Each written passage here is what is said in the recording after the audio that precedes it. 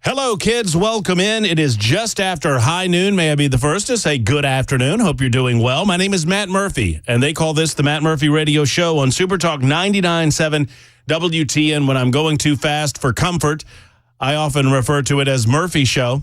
Either way, just thank you for listening. 3 hours a day, that's all we ask on Super Talk 99.7 WTN.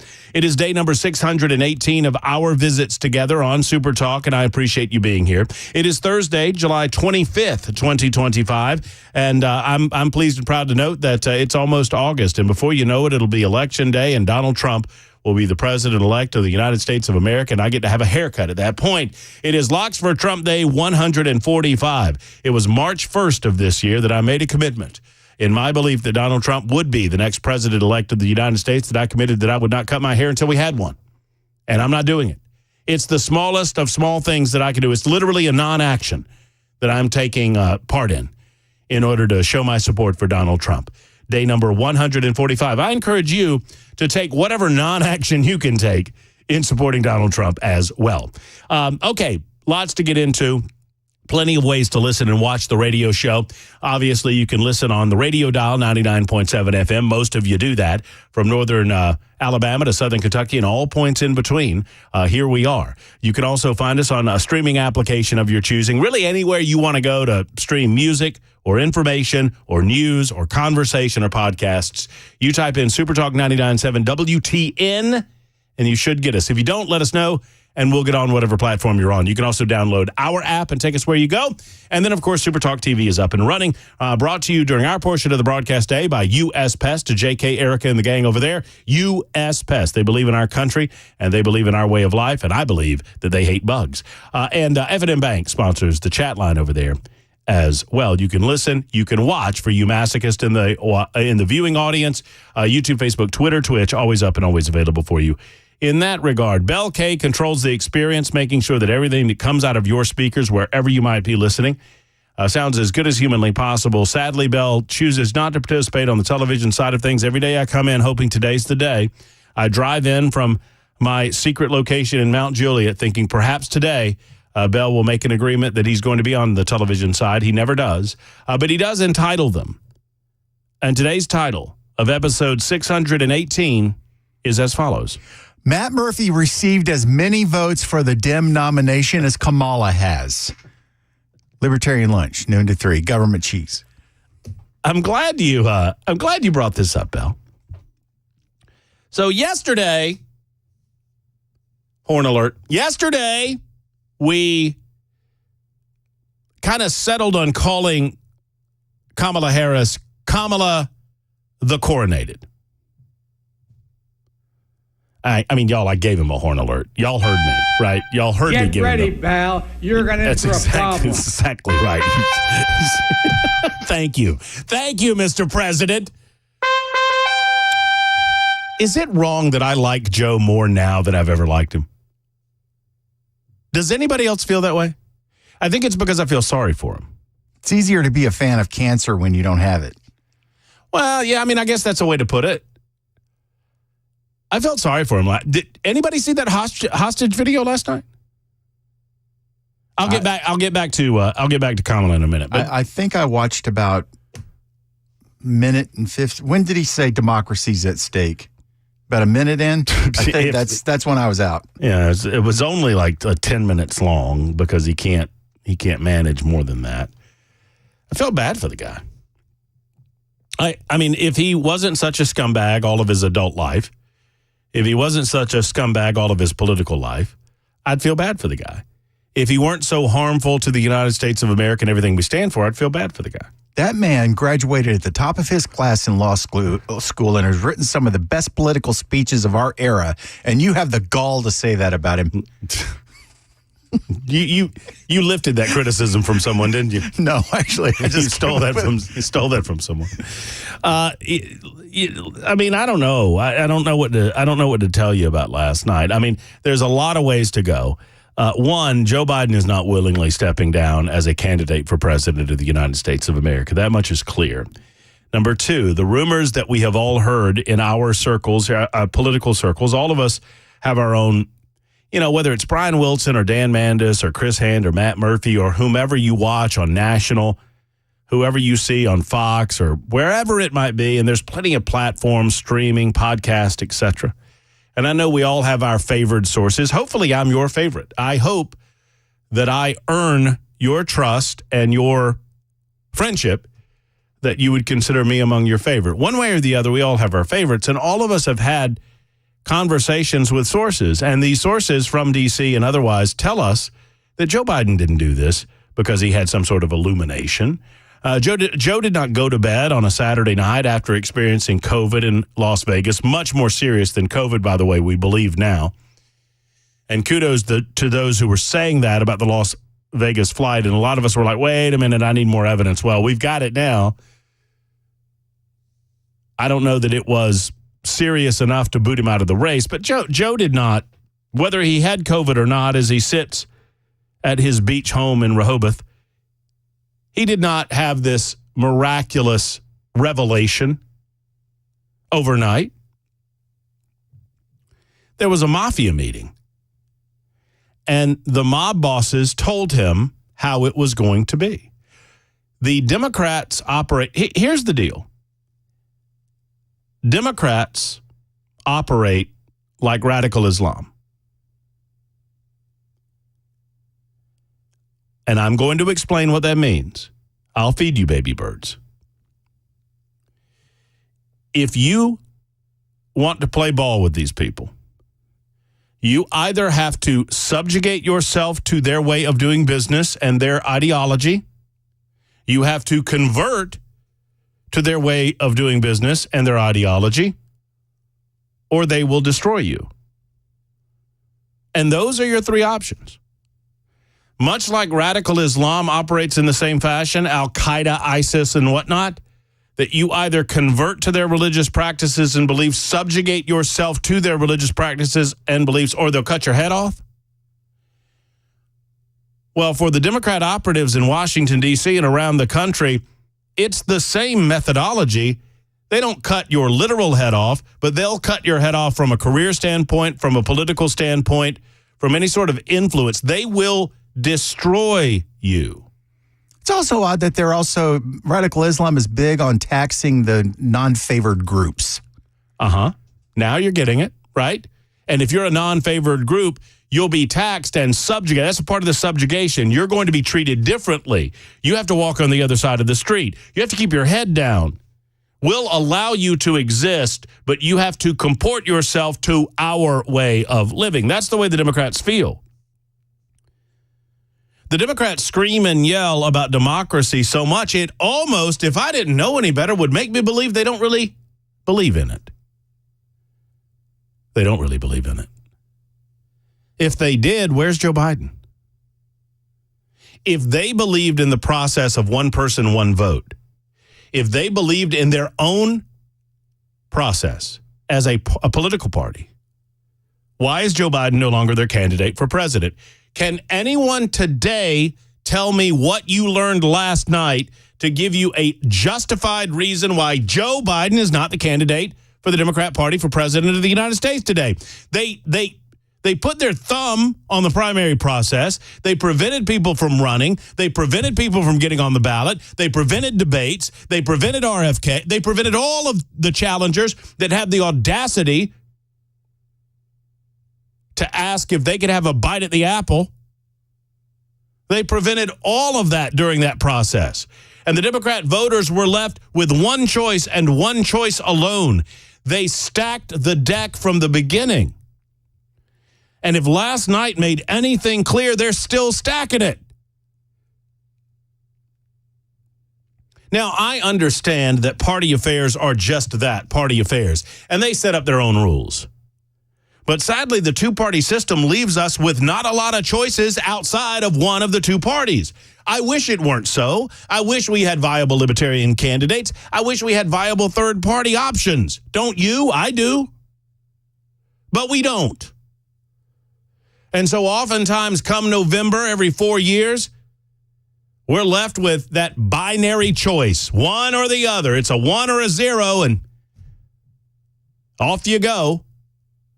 I've spit that bit on a number of occasions. Maybe you have as well. Oh, yeah, I voted for I get him confused with Bob Barr now. It's Bill Barr. Remember Bill Barr? I voted for Bill. I didn't vote for John McCain, I'll tell you that. But as long as we have this two-party system weighted as it is in favor of the two, if there's one thing the Democrats and Republicans can agree on is that they don't want a third party involved in all of this because they kind of like that they have the sole keys to the kingdom here. And they like knowing who their enemy is. So I understand that it's a party function. At the same time, this is a party that screams about democracy and threats to democracy and one person, one vote. And yes, they confuse constitutional republics with direct democracies and, the mob rule versus the rule of law and all of that. I'm not interested in having a conversation about that, although we can. What I'm here to tell you is that this group does not care about your vote.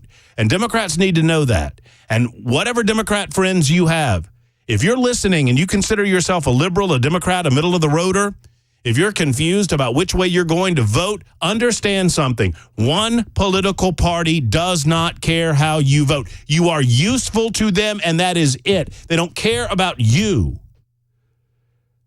They just want the numbers to match up at the end of the evening.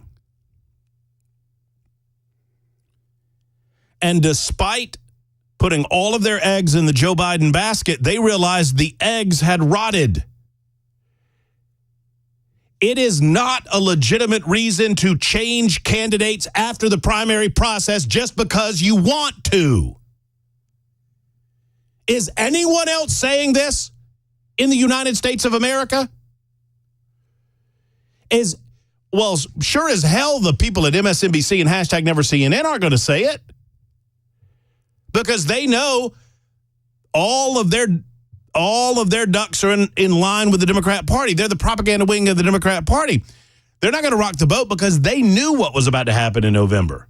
After that debate performance on June 27th, Donald Trump dispatched of a political candidate without one vote ever being cast. That's how much that debate hurt Joe Biden. And because of that debate, and because of the realization, and because of the ongoing cover-up, higher-up Democrats realized that they did not for a second think that Joe Biden could get across the finish line with more votes than Donald Trump. And so despite the will of their voters, despite the will of the Democrats in every state in the union, they just decided to go another way. And they did not even bother to give us an excuse. Last night, and I will not bore you with the clips, I have them, during this hostage video that we watched, a 10-minute presentation from the Oval Office, after which every major media network, including for a moment Fox News, ran the cry on Joe Biden explains his decision to drop out of the race, to which I was screaming well into the evening, no, he did not. I will give $1,000 to the first person that tells me the legitimate reason Joe Biden's no longer running, as explained by Joe Biden last night in his 10-minute address to the nation. And you can't use the word democracy. That is a serious question, Joe. And you're invited too. You probably could use a couple of bucks. I hear Hunter's got a crack problem. Let's go. Call me, Joe.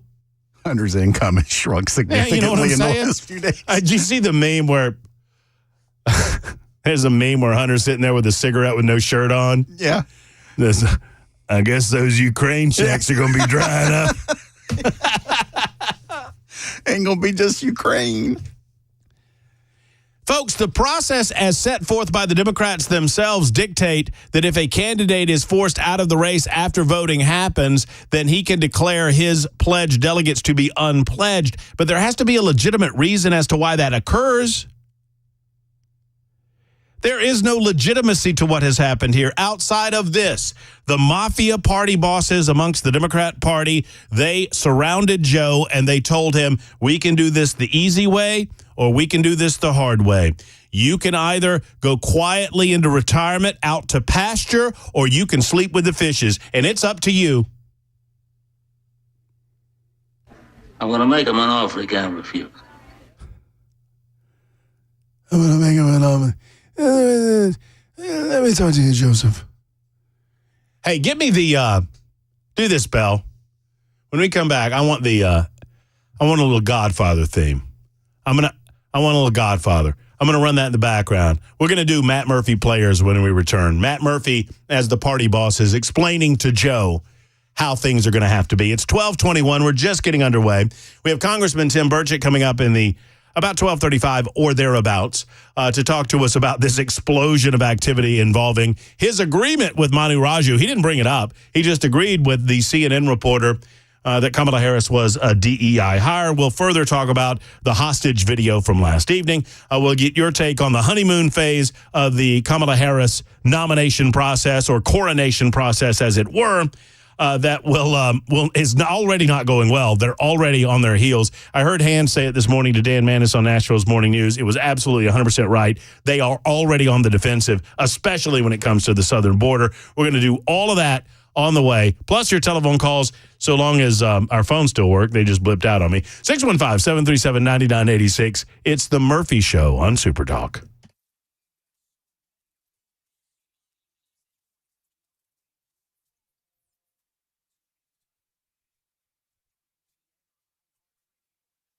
Hey, friends, it's Matt Murphy. You know, plans are plans, and plans are laid out to help support your desires, your needs, your wants for you and your family. When it comes to a healthcare plan, it is just that. It is a plan of action, a way to attack your needs when it comes to health insurance. If you have no health insurance, I want you to listen up. If you have a health insurance plan that you're not satisfied with, or if you're an employer and you currently do not have insurance offered through your employment, did you know that there's an inexpensive alternative for those without a health plan? There's an inexpensive alternative for you business owners who want to provide insurance to your employees as a benefit. Pat Davis and yourhealthplanman.com. They're a great team offering great alternative health plans for you. Call today at 855-4PLAN-MAN. You can also text 855-475-2662. I'll give you the web address in just a moment. Friends, if you provide a health plan for your employees, if you're a business owner, but would like to offer a more conservative health plan with better benefits that is 40 to 70% less monthly, you need to call Pat Davis and Your Health Plan Man. If you have COBRA or an expensive plan through your work and you're frustrated at the amount of money that it's costing you and you don't like the benefits, you need to call Your Health Plan Man. They will treat you better. My wife received the program, the Your Health Plan Man coverage, and received the entire treatment. And I can tell you that we absolutely love the results. Yourhealthplanman.com. That's yourhealthplanman.com, or call 855-4-PLAN-MAN.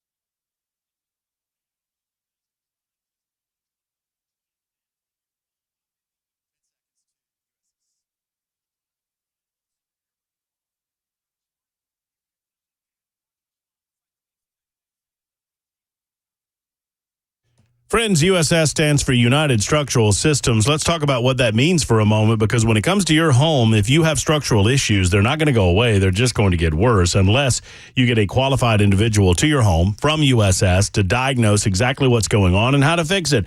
They obviously engage in foundation repair and have since 1994, plus waterproofing. So very important, especially in Tennessee. Middle Tennessee, where you got a lot of hills and a lot of valleys, and that water runs downhill and goes into your house if you let it.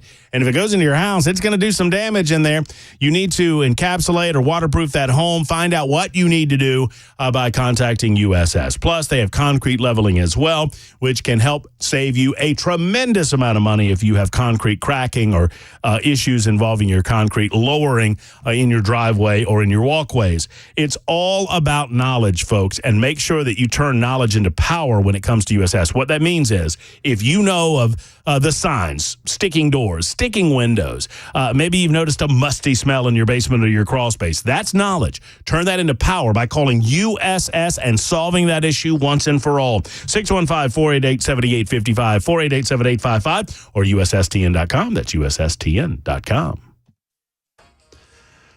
Some eyebrows raised after some Democrats join in the House resolution condemning the vice president, and Metro Police investigating a machete attack. We'll have those stories at 12:30 on Super Talk 99.7 WTN. Thank you much. Mr. Jay Harper is in the newsroom gathering headlines constantly and delivering those at the top and bottom of every hour and whenever news breaks. We appreciate him.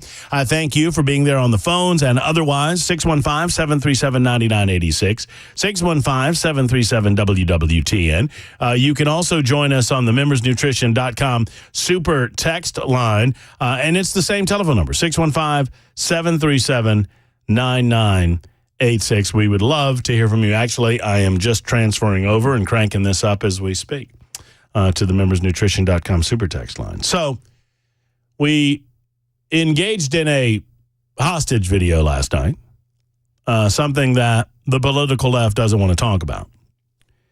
Why does it matter that we have a reason?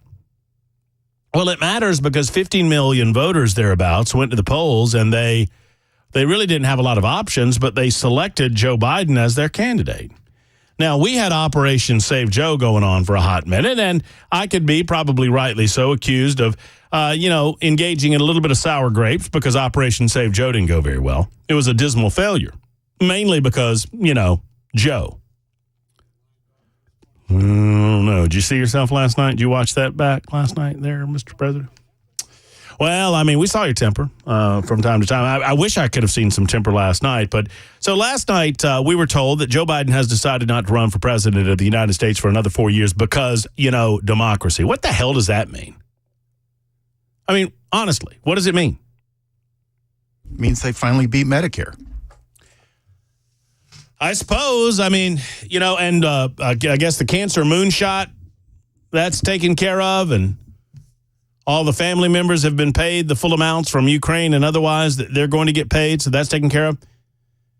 While all of us were anticipating Joe Biden's commentary from the White House and some answers as to why he's not running for president of the United States again and why the Democrat elites decided to usurp the voters and pick their own. What happens in a week or 2 weeks when Kamala Harris is polling less than Donald Trump and they decide that they want to go a different direction? What happens after the convention if they decide they want to go in a different direction? What would prevent them from doing the same thing after the convention? It's a serious question.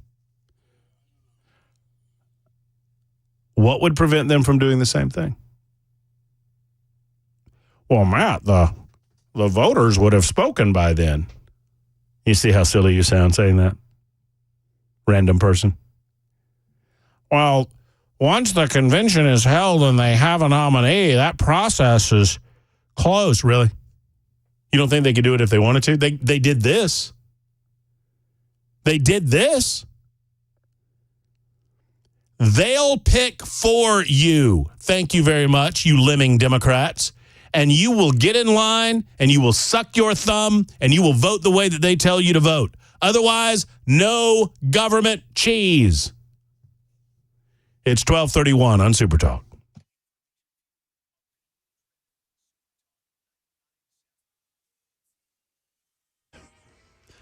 Good afternoon. Yes, it is 12:31, and I'm Jay Harper with your top stories. Clouds, 82 degrees, a weather forecast coming your way in minutes. Before heading off for summer recess, House Republicans passed a resolution today condemning Vice President Kamala Harris over the southern border.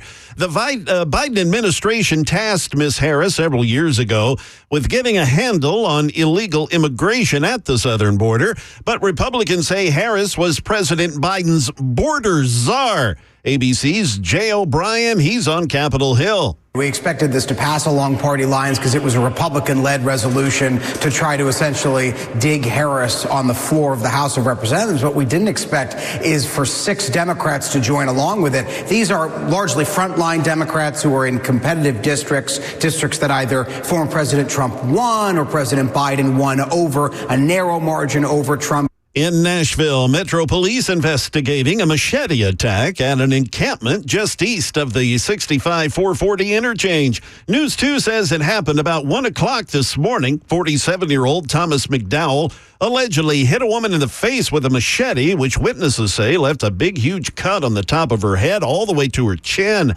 McDowell, he's in custody on a charge of attempted criminal homicide. The victim said to have life-threatening injuries.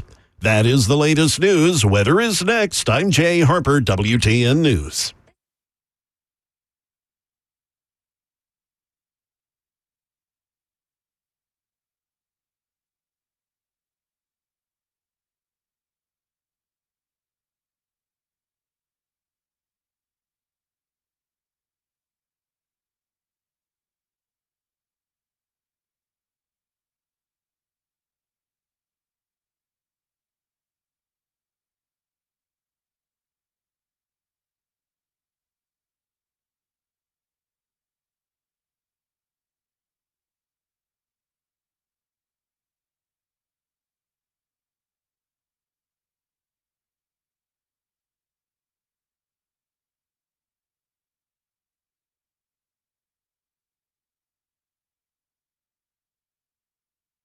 Hello, friends. Matt Murphy for Kraft Body Scan. Let's talk about your health. Do you know what's going on inside of that body? You know, when the car's acting fine, oftentimes you don't think about things going wrong with the car.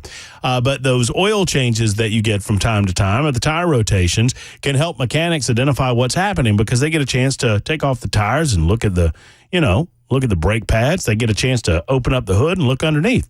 Well, your body's the same way. Sometimes you need someone to kind of look underneath that hood, make sure everything's going A-OK. Well, you don't want them to crack you open to do that, but you've got Kraft Body Scan to help. Kraft Body Scan is offering a $149 couples heart and lung scan because they want you to bring your loved one with you.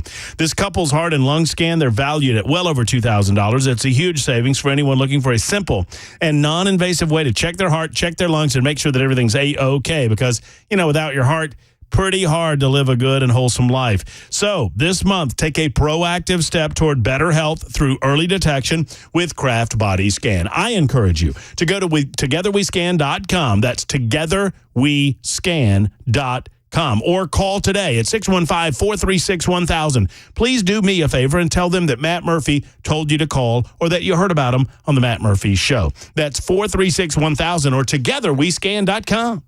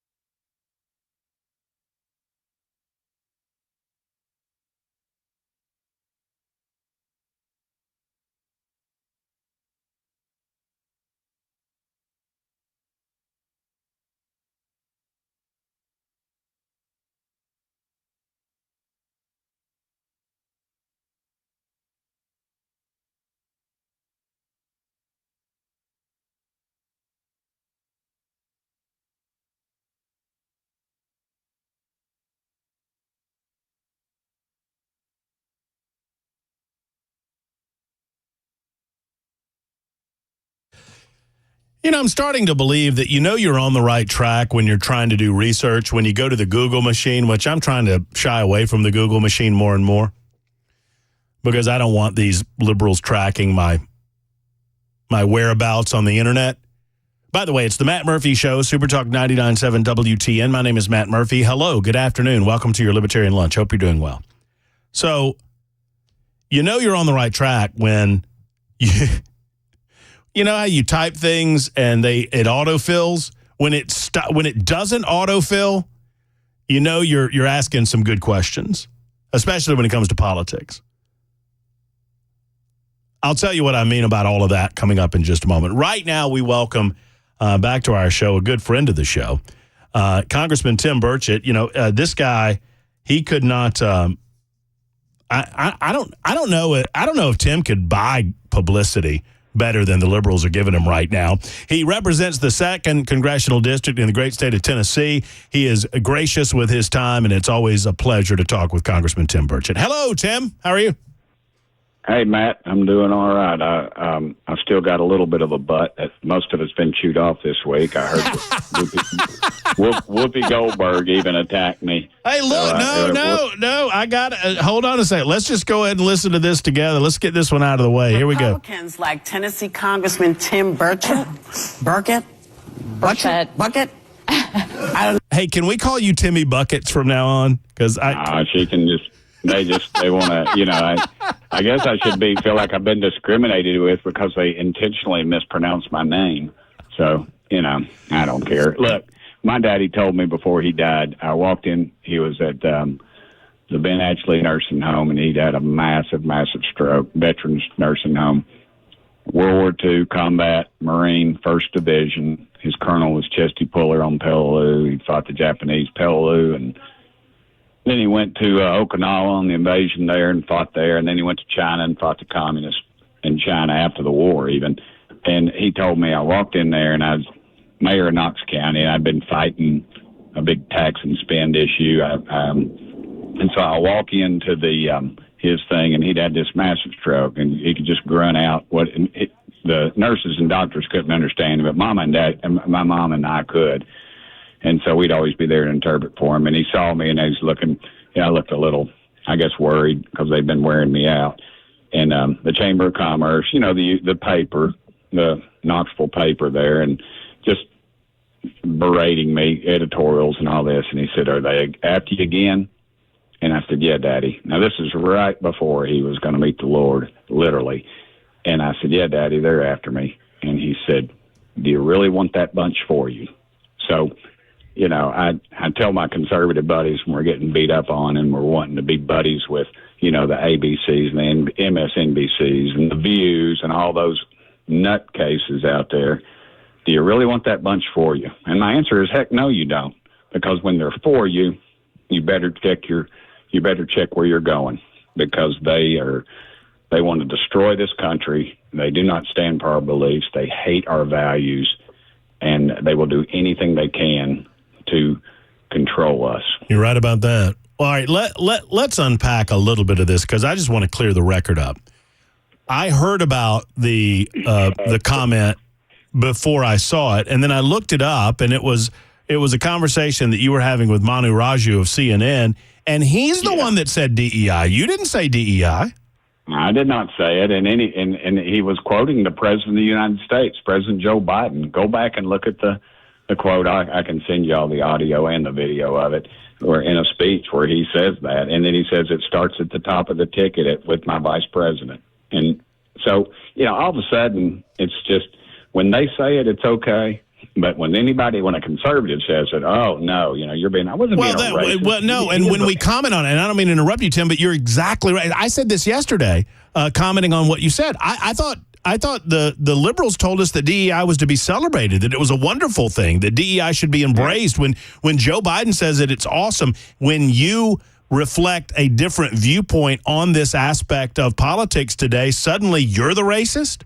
Come on. Yeah, that's bogus, and that's why folks are getting tired of it. And I'll tell you what, too, a lot of the minority community is tired of being skipped over by the ones that are the folks that are the favorites, and they get skipped over, and they're the most qualified but they get skipped over because they're not connected. I see that all the time. And somebody that's come from the minority community that's worked hard and didn't have the connections, and then they get skipped over because they're not connected. And so, you just go down that list, and I said, well, and now they're angry at us because we're pointing out that she's done a horrible job as the borders are. They're saying czar is not the word that was, they're arguing about czar when they ought to be arguing about the 14 million. It's just a deflection, and the national media's in on it. The 14 million illegals that have come over our border, 100,000 Chinese communists. We know of there's 50 to 100 known terrorists that are in our country, and we don't know where they are. You just go down the list, and they've come over our southern border. She was supposed to be in charge of it, and she has not done it. As a matter of fact, one of her statements early on was, we need to be focusing more on things like health care and infrastructure and the environment. And that's going to be their diversion. And a lot of people are going to buy it, but I don't. Well, I'm gonna read. You're exactly right, and they are trying to change the language for their own purposes. They're trying to change history, but it indicates to me that the honeymoon period hasn't lasted very long because the liberal media propaganda wing of the Democrat Party are already on their heels, Tim, because they can't defend what she didn't do at the southern border. They can't defend any of these policies, and there is no question because we have memories, we have brains. This just happened 4 years ago or 3 years ago that he put her in charge. Whether he used the word czar or not, I can read to you. Look, I'm looking at Wikipedia right now. I just looked it up. List of U.S. executive branch czars. And I, in the United States, the informal political term czar is employed in media and popular usage to refer to high-level officials who oversee a particular policy. I mean, absolutely. Just Google. You better screenshot that because I'm sure that'll get watched. And there's a list of unofficial czars. It started with FDR, and for every presidential administration since. So, the deflection is already on. What do you make of this speech from last night? I mean, I referred to it as a hostage video. I mean, it's pretty obvious that Joe Biden did not want to leave the race, but he was told he had to. Do you agree? Yeah, I agree. And but they keep putting him in front of the cameras as if he's going to explain himself out of this. He's going to, he really did well. No, he didn't. Compare him to any other president. Compare him to Obama. I mean, a speech that any Obama's worst speech, if he stumbled over anything, I don't think that he ever did. He was a very good orator. And then compare it to that speech. And, it's just, to me, he stumbles over his words. He has trouble reading the teleprompter. He loses his train of thought. And he's just not in good health. And whoever's running the country will continue running the country for the next 6 or 7 months. Do you have concerns? Let's talk serious. We always talk serious, but let's get real close to where the goats can graze on it. Last night, as Biden was preparing his Oval Office address, you had an interaction with the United States military and Russian and Chinese aircraft over airspace near Alaska. Are you concerned that some foreign entities around the globe might try to take advantage of what is obviously an absentee president in the next 6 months?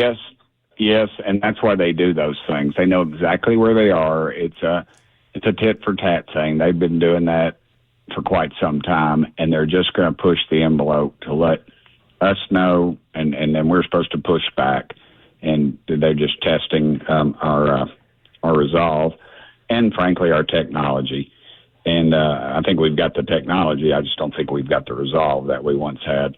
And they just, every angle. And if that had been during a normal week, you'd have probably seen more about it in the press. But since it wasn't, it just kind of got covered up. And the Chinese are always calculating. They're not just calculating if we'll respond, how we respond. They'll calculate our media. They'll calculate our political response. They'll monitor the number of posts that congressmen make about that issue, and they'll follow through with that. They're tacticians more so than the Russians, but every bit of it. When they saw And don't think they didn't know Biden was feeble before then. That's ridiculous. That's the best unkept secret there ever has been, because everybody talked about it in Washington. The reporters joked about it, but they just didn't have the guts because their overlords would not allow them to do it, to say anything about it. So it was just a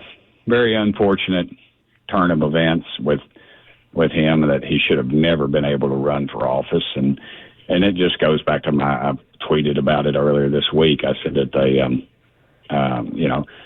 Democrats will vote for programs and Republicans generally vote for people. Our guest is Congressman Tim Burchett of the 2nd Congressional District here in the state of Tennessee, talking with him about recent developments and events, and it's just a fire hose of information and conversation. I want to, any thoughts on where we are regarding the assassination attempt against Donald Trump? We've had, obviously, the Secret Service Director, Kimberly Cheadle, has now resigned in disgrace, as she should have. We had Christopher Wray on the Hill. He gave a few details that we need to know, but there are a lot of details that we still need to know. And I don't know that we'll ever come to a full understanding of what in the hell happened in Butler, Pennsylvania. No. Probably the only person that knew all the angles got his head blown off on that rooftop. What we do know is drones were offered to the Secret Service. They turned them down. There was people supposed to be in the window overlooking that roof. They apparently weren't there, or if they were, they would have taken that guy out. The Secret Service knew that a guy was on a building with a rangefinder, or he'd been spotted earlier, and it's over 20 minutes, I think, that they knew this guy was around. And we know that they allowed President Trump to come on stage, and then they allowed him to stay on stage. And then after he took a shot to the ear, they did not get him off stage like they should have. They're supposed to cover him, but if you ever heard the audio, I wish I'd had more time to ask these questions, but you ever heard the audio, you hear that one of the agents, one of the big agents said, move on my count of 3 or something like that. And it was 3, 2, 1. And they all just laid there. Mm-hmm. And they were supposed to get him off, because if there was get him off the X. That's security 101, right? Yeah. And they allowed him to lay there, and then somebody else could have been pumping bullets into that pile and killed a Secret Service agent and possibly killed President Trump. Then they, the iconic shot where he's got his fist in the air saying "fight, fight, fight." They should have never been allowed to happen, because the agent in front of him facing the crowd should have been a very large agent, and it was not. It was someone that was head and shoulders, and then you saw one of them trying to put their pistol in their holster. And it's a great. You make a great point, Tim, and I know that we like the image because it demonstrates to us the kind of man that we're voting for in November, and that's all well and good. But that image should never have happened if the Secret Service had done their job. It's a good point. If they had done their job. And there's another thing. I don't know if we'll ever get this answer or not. Were all those Secret Service agents, or were they not Homeland Security, which is under Secret Service? So, Secret Service is under Homeland Security, which is Mayorkas. So those are all legitimate questions, and we will probably never get an answer to, because this administration is not about transparency, and they're allowed to do that because the press doesn't ask for it. They don't demand it. And Congressman Burchett, just to circle back, you were exactly right, and I just want to reiterate the point. I don't think it's a point that we should make from now until November, because there's plenty of ways to attack this presidential candidate based on her position and views on any variety of issues. I mean, she is not in step with America on just about anything. But when the point that you're making is a point to make for all DEI processes in any company, right? That if you start off by excluding groups of people based solely on physical attributes or traits that they have no control over, you're going to lose good, qualified people necessarily, which is the point that you were trying to make. And put the best player in, coach. That should be our motto. Put the best player in, coach. There's no equity issues in professional sports. You just put the best outcome players in. Yep. And that's the bottom line. And that's why you don't see a lot of 5-foot-tall centers in the NBA. You started the interview by saying this. I want to end it this way. Are you getting beaten up nationally? Oh, 100%. Death threats and all of it. What about locally? What are the people in Tennessee? What are the people in the 2nd District telling you? They are very much in favor of what I said, and they support. And they just said the president said it, and everybody. You can go on video, and that's right. My friend Marjorie Taylor Greene, she posted it. That video of the president saying that diversity, equity, inclusion. I have the most diverse administration in history or whatever, and then at the end he says, look, I've got the receipts too. It was in February of 2020. He said he was going to pick a female. It was the end of June 2020. He said that he had narrowed it down to exclusively black females for the vice presidency. Obviously, he did the same thing with the Supreme Court. There is nothing to be ashamed of. Tim, Tennessee's got your back. We've got your back on Super Talk. I appreciate you, and I appreciate how you represent the great state of Tennessee, my friend. Thank you, brother. And thank you for 100% putting the truth out there. It is very refreshing because you come up here and you think everybody wants to burn the American flag and put a Hamas flag up, and then they spray paint something, then you can't say anything to them because you're violating their constitutional rights. I mean, that's where we're at in America, and it's not Tennessee.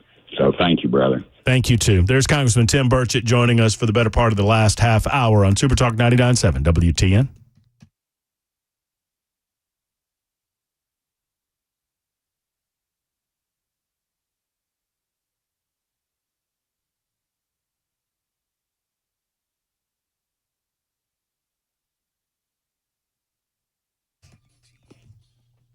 Hey, friends, it's Matt Murphy, and when you're not listening to Super Talk 99.7 WTN, although I would encourage you to do that 24/7, maybe in conjunction with listening to Super Talk, I would encourage you to head over to Steve Abramowitz's webpage. It's heartlandjournal.com. Heartlandjournal.com's got a lot of great news and information that you don't find in alternative sources. He is kind of the alternative source when it comes to the mainstream media. He's also got the fabulous podcast page. I've been pleased to have been a part of the podcast on a number of occasions, and I encourage you to look. I mean, there's like 2 that are downloaded every single week, and he's talking to cultural touchstones, cultural figures, sports figures, artists, obviously musicians here in Nashville, Tennessee, and beyond. And, of course, he does a lot of conversation about politics. Find it at heartlandjournal.com. Steve Abramowitz and heartlandjournal.com, endorsed by Matt Murphy. I'd love for you to go by and say hello to Steve and Heartland Journal.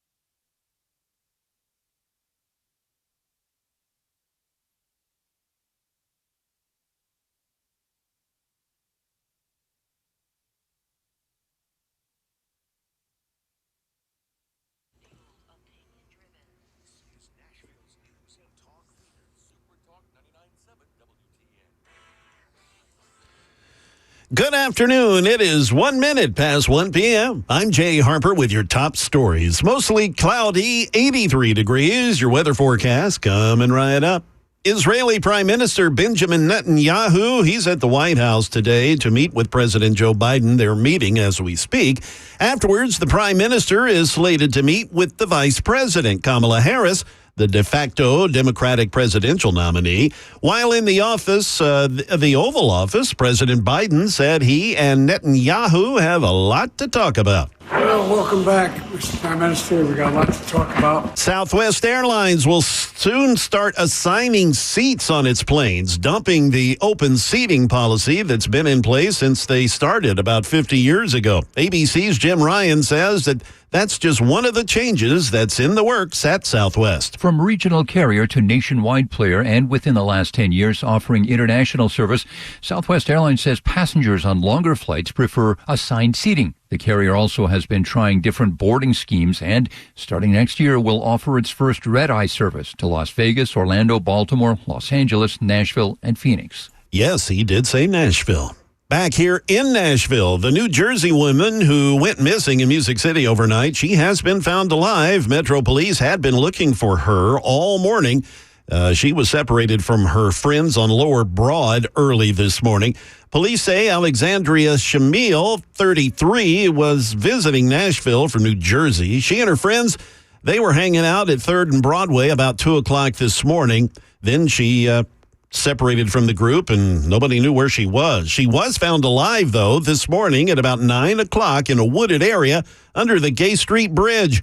She told authorities she ended up in the Cumberland River, but she has no idea how she got there. She has been hospitalized for evaluation.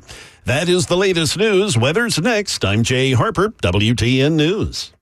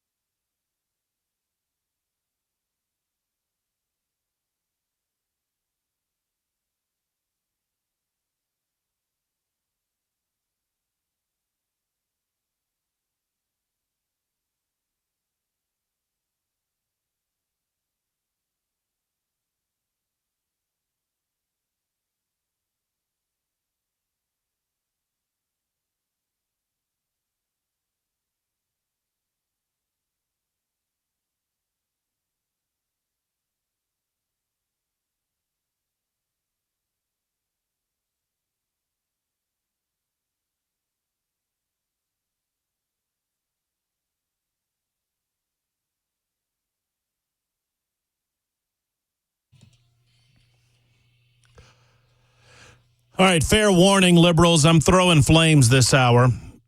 Super Talk 99.7 WTN 106, well, almost 107. Good afternoon. Welcome back. Glad to have you with us, hour number 2. All right, I almost want to make this a dealer's choice. Do we want to go border czar, i.e. Kamala Harris, or do we want to go pro-Hamas protest in Washington, D.C.? I almost want to make it a dealer's choice. Well, she was never really the border czar. She wasn't really given that job. So. Yeah, so she wasn't actually the border czar. Maybe pro-BLM, pro-Hamas. Yeah, so she, you know what? You're right, Belle. I should make sure that I use my words carefully and clearly, because the mainstream media is now making sure that we understand that she is not, nor has she ever been, the border czar. She was put in charge of the border. Nope. She was put in charge of reaching out to the South and Central American countries to stem the immigration. She wasn't the border czar. She was not actually the border czar. She is not the border czar. She was never border czar. She was not the border czar. Let's be very clear. There was no border czar. President Biden put his vice president, Kamala Harris, in charge of one of his administration's growing challenges. She is now the point person on immigration. Vice President Harris is now the Biden administration's point person to oversee his administration's efforts to stem the flow of migrants. Kamala Harris, the point person on immigration. The point person in the effort to stop the flow of migrants. And Kamala Harris will lead the response to the border challenge. Kamala Harris to lead the White House efforts to tackle migration challenges at the U.S.-Mexico border. To take the lead on overseeing all of these efforts at the border. Putting his vice president, Kamala Harris, in charge of this. Her first big portfolio item to oversee solutions. I have confidence that she's going to do a good job in this role. I think President Biden made a good decision, a wise move. Now, see, the political left, the first little portion of that, and I'll replay it for you. I should have explained it a little bit better. The first little portion of that is the media today, saying she was never over the border. She was never a part of the border. She was never the border czar. And they're really, really hanging up on this terminology, the border czar. They are very hung up on the nomenclature, border czar. Now, I have a list of czars being put over particular projects from a political perspective. The term goes back to FDR. Better get on top of this on Wikipedia before they erase it. Because they've already removed Kamala Harris from that list. If she was ever a part of the list, I don't know, but she's not there now. I don't know that Joe Biden ever used the term czar himself, but he most certainly put her in charge of the southern border. But you're not allowed to say that anymore. She was put in charge of the border. Nope. She was put in charge of reaching out to the South and Central American countries to stem the immigration. She wasn't the border czar. She was not actually the border czar. She is not the border czar. She was never border czar. She was not the border czar. Let's be very clear. There was no border czar. Kamala Harris was put in charge of the southern border. And the mainstream media is gaslighting you to the point that it is as an insult to the American people. When will Kamala Harris sit down for her first interview? When will Kamala Harris answer some of the questions regarding her ascension to the presumptive nomination for her party? When will Kamala Harris answer her failures on the southern border? What did she do and when did she do it? What did she know and when did she know it? What was her role? Joe Biden said she was in charge. Everybody in the mainstream media in March of 2021 said she was in charge. Nothing infuriates me more on behalf of you, the listening audience and the American people, than to be treated this stupid. They think you are so dumb that they can regurgitate lies to the point that you'll believe them. You saw the tweets from Axios contradicting themselves, correct? Yes. Axios referred to her as in charge of the border, and they actually used the term border czar. Then they said, nobody's ever used that term. Nobody's ever called her that. And then they went so far as to correct themselves. That's what I was going to say. They actually made a correction on their correction. But they don't correct the new information. So listen to this now. This is very important. This is the editor's. They corrected from 3 years ago. This is the editor's note. This article has been updated and clarified to note that Axios was among the news outlets that incorrectly labeled Harris border czar back in 2021. All right, so they put her in charge of the border, and many of us in mainstream media use terminology that has been used regarding individuals that are put in charge of these types of things since FDR. And now they are correcting themselves because it is inconvenient for them now that they use the terminology then. I want to go over the list of U.S. executive branch czars. In the United States, the informal political term czar is employed in media and popular usage to refer to high-level officials who oversee a particular policy. There have never been any U.S. government offices with the title czar, but various government officials have sometimes been referred to by the nickname czar rather than their actual title. The earliest known use of the term for a U.S. government official was in the administration of Franklin Delano Roosevelt, 1933 to 1945, during which 11 unique positions, or 12 if you count the economic czar, were so described. The term was revived mostly by the press to describe officials in the Richard Nixon and Gerald Ford administration, and continues today. The list is somewhat subjective, but you can go over the number of individuals from Franklin Roosevelt, Harry Truman, Dwight Eisenhower, Lyndon Johnson, Richard Nixon, Gerald Ford, Jimmy Carter, Ronald Reagan, George H.W. Bush, Bill Clinton, George W. Bush, Barack Obama, Donald Trump, and Joe Biden, who had the number of titles of czar behind them.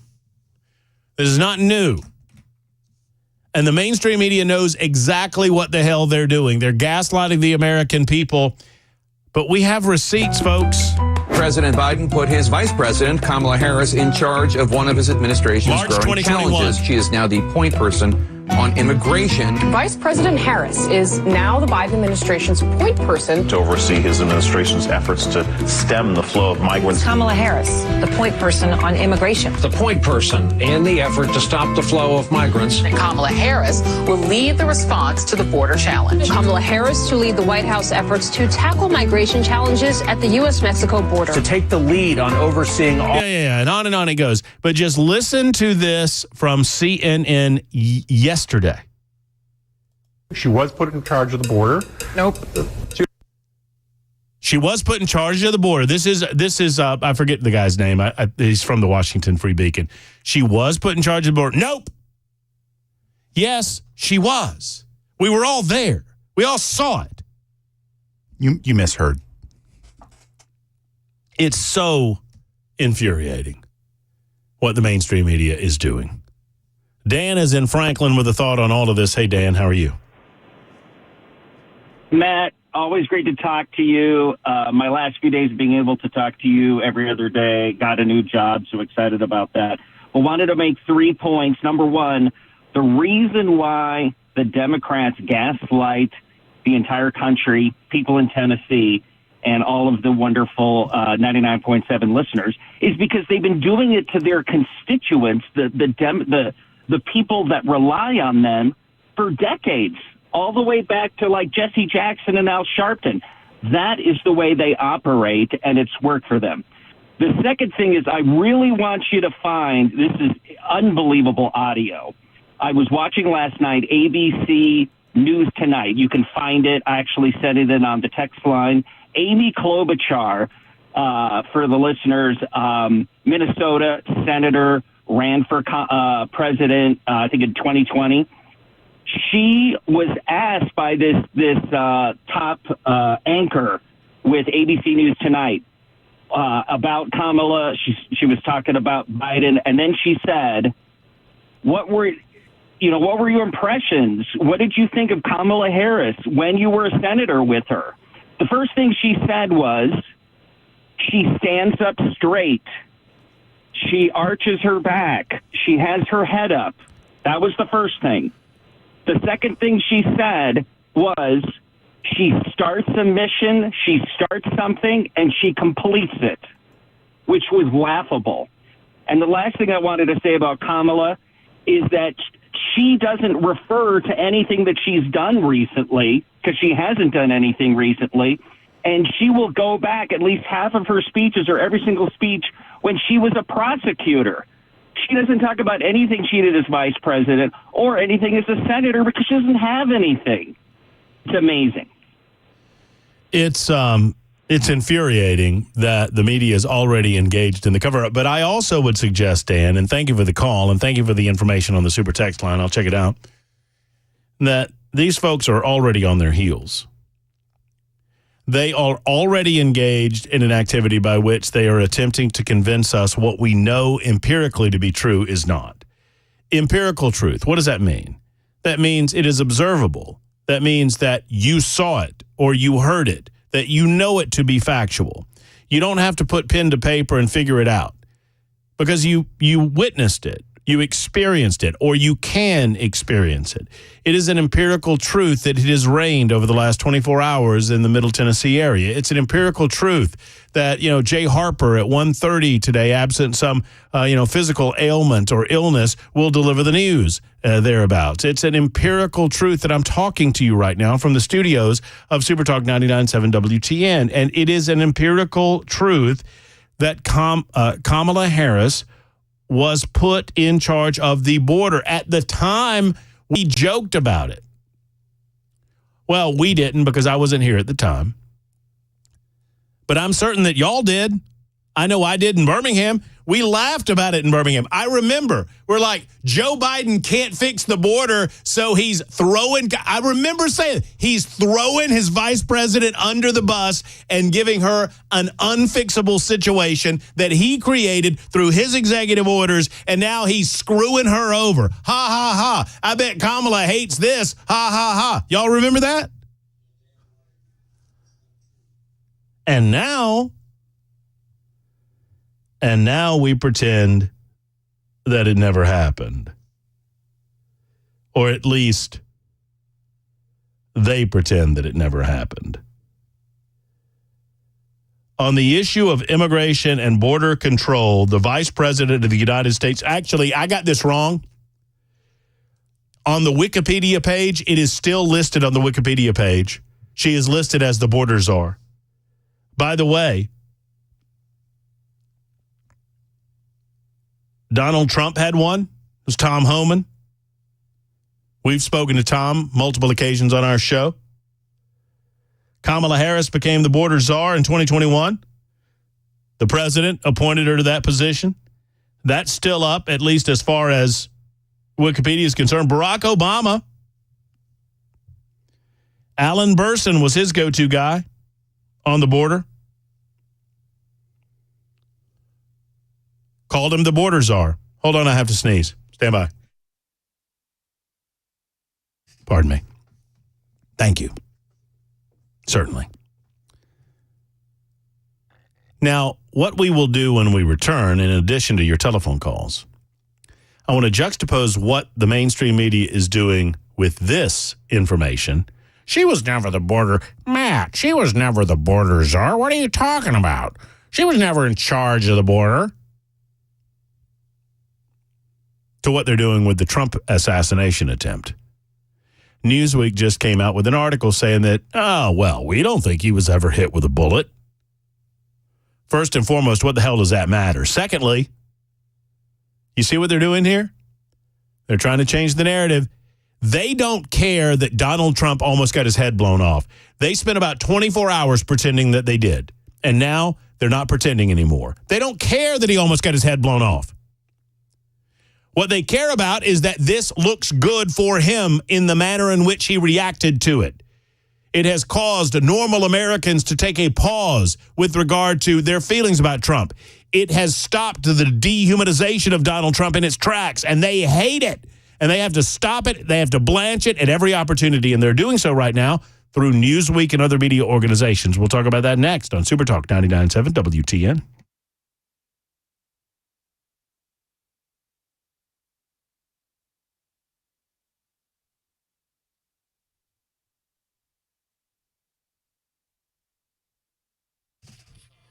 Hey, friends, it's Matt Murphy, and allow me a moment to talk about what a heartwarming experience it was with Men of Valor this past Monday at their second annual Rudy Kalis Celebrity Golf event. They'll do it every year, and it's a big fundraiser for them with good reason because they need the funds in order to do what they do. They don't receive government money at Men of Valor.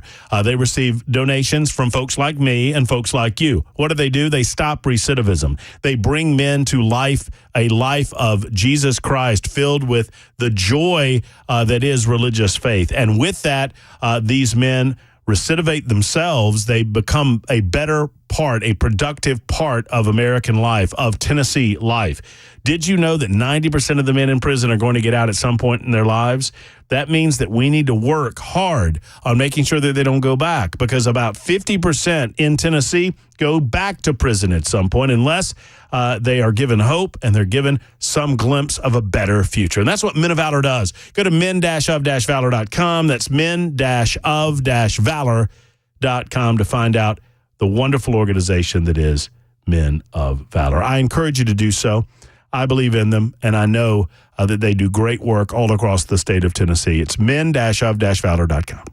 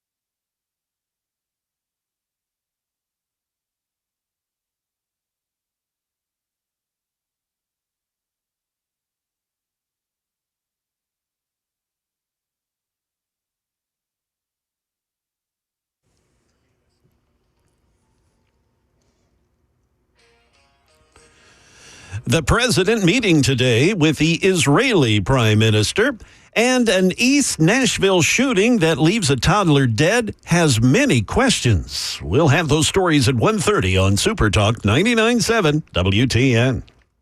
Thank you much, Mr. Harper. A couple of things. One, Tim writes in and says, didn't Obama start using the term czar? No, Tim, just as I just described moments ago, show starts at noon, that FDR started using the term. It goes back to Franklin Delano Roosevelt.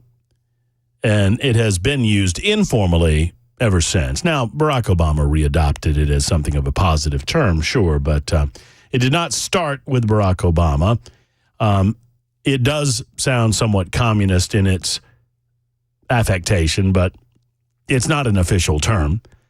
And obviously, it was used unofficially for the appointment of Kamala Harris as the point person on the issue of immigration. No, it was used.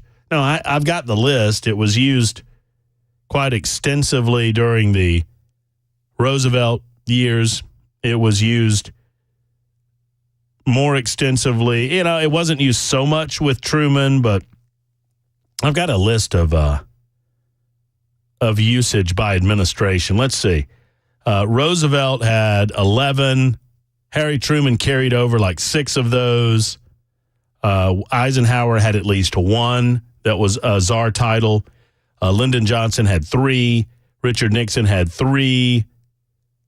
Between 3 and 5, apparently, depending on who you ask. Ford had 2. Carter had 2. Reagan had 1. George H.W. Bush had 2. Bill Clinton had 8. George W. Bush had 33. Barack Obama had 38. Donald Trump down to 1 or 2, pardon me. And Joe Biden, it says here TBD because he's not out of office yet, to be determined. Second, Larry, the one thing that I need to clean up more significantly is this. And this is what happens when the host of this show shoots from the hip without not being fully committed. I gave the wrong web address during my commercial there for Men of Valor, our discussion for Men of Valor. My apologies to Men of Valor. What a wonderful organization. It would behoove me to remember the proper web address. It's men-of-valor.org, O-R-G. It's not com. It's men-of-valor.org. Figure out a way to comment and apologize for me doing the address wrong when you give as you can. So men-of-valor.org. Ron is in the borough. Next. Hey, Ron. Hey, I got a question for you. They keep talking about Kamala is prosecuting, but nobody's got documentation for of how many people she's prosecuted or anything. They can't seem to find the paperwork for it.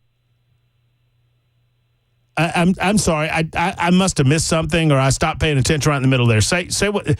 They must find the paper. What? Say again. No, they're trying to find. I've heard news media trying to find Kamala's prosecuting reports, what she's done in court, and nobody seems to find out how many people she's prosecuted or what she's done or while she was in California courts. Well, I don't know. It ought to be a matter of record out there in California. You know what? Frankly, I'm not. Maybe I should be more concerned with it than I am, Ron. But here's why I'm not that concerned with it. Because if there's one way that I can tell you, if there's one positive thing that I can tell you about Kamala Harris in her public life is that she actually did some prosecutions in San Francisco as DA out there. Kamala Harris actually increased prosecutions considerably during her time as a district attorney.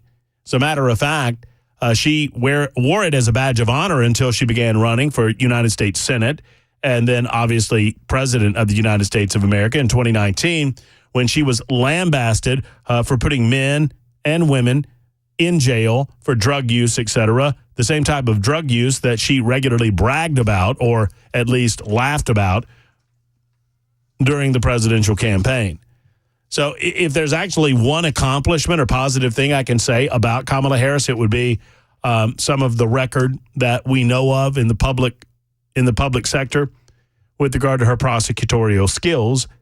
Now, I've not heard that it cannot be found, but so be it.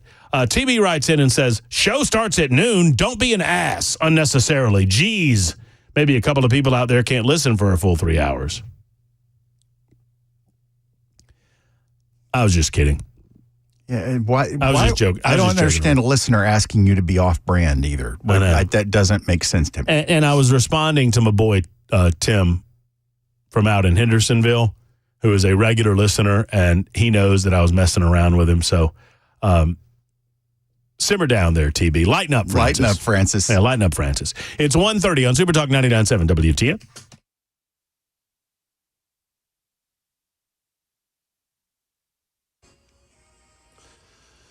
Good afternoon. It's 1:30. I'm Jay Harper with your top stories. Mostly cloudy, 83 degrees, a full forecast in mere minutes. Israeli Prime Minister Benjamin Netanyahu, he's at the White House today meeting with President Biden.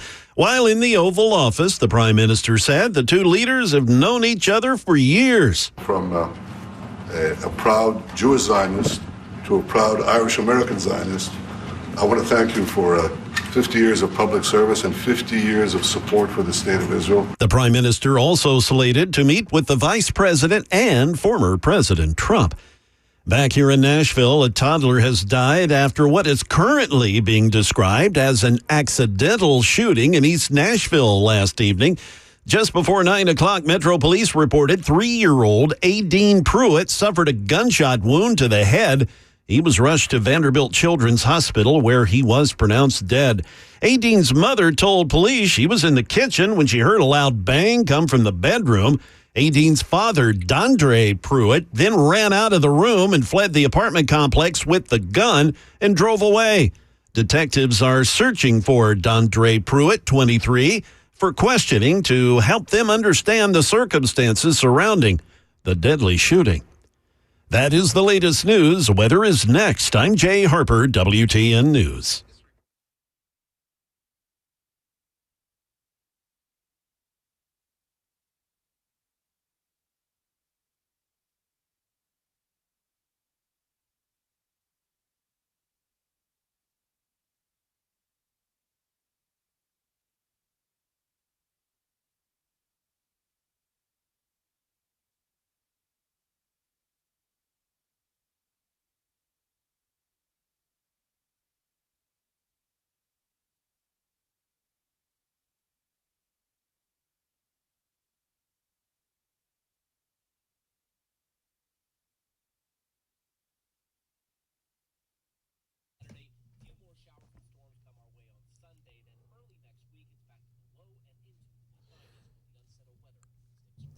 Friends, the Tennessee Men's Clinic has been here since 2014. Evan Bass and his team have been around for you men to help in men-centric healthcare. It's all about you guys. It's all about the urologist going over you with a fine-tooth comb.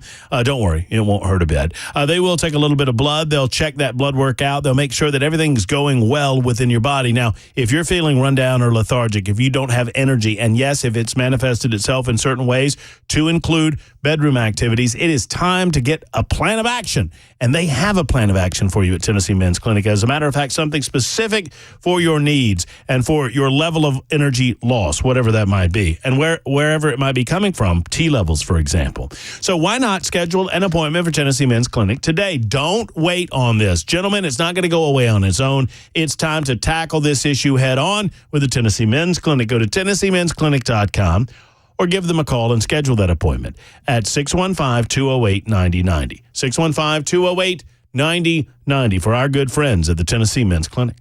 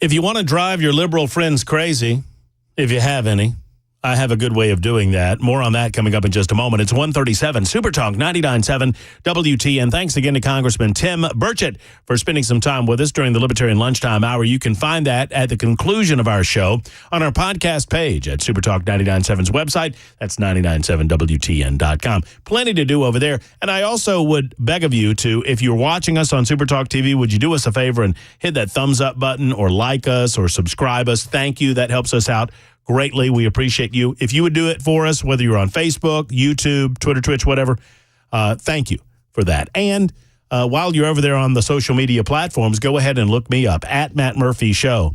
I'm trying to get to, is it apropos? Is it, it's not a good thing to beg for followers, is it? You're not supposed to do that. No, you don't beg for them. You just see, what people need to understand is that when you do these things that you just talked about, it triggers the algorithm, which makes the channel more visible and grows the channel organically. That's exactly right. And we have an ability to reach even more and more people organically. It's almost exponential in the way that works. Now, I would ask of you, I'm on the way toward 15,000 follows on the X machine, and you can go over there and pop me at Matt Murphy Show. That's at Matt Murphy Show. And I think Bell K would be willing to tell you, if you think I'm salty on here, just enjoy some X Murphy. Some of the things you say on there are just, actually, I'm kidding. I'm much more radical than you are. How many times have you been booted off the platform? I think I'm about to need a third hand. How many times have you been booted off the platform since Elon took over? 4. 4? Yeah. Because you're violating specific terms of service, or what? What are you doing over there? I don't know if I'm violating terms of service because I don't care what the terms of service are.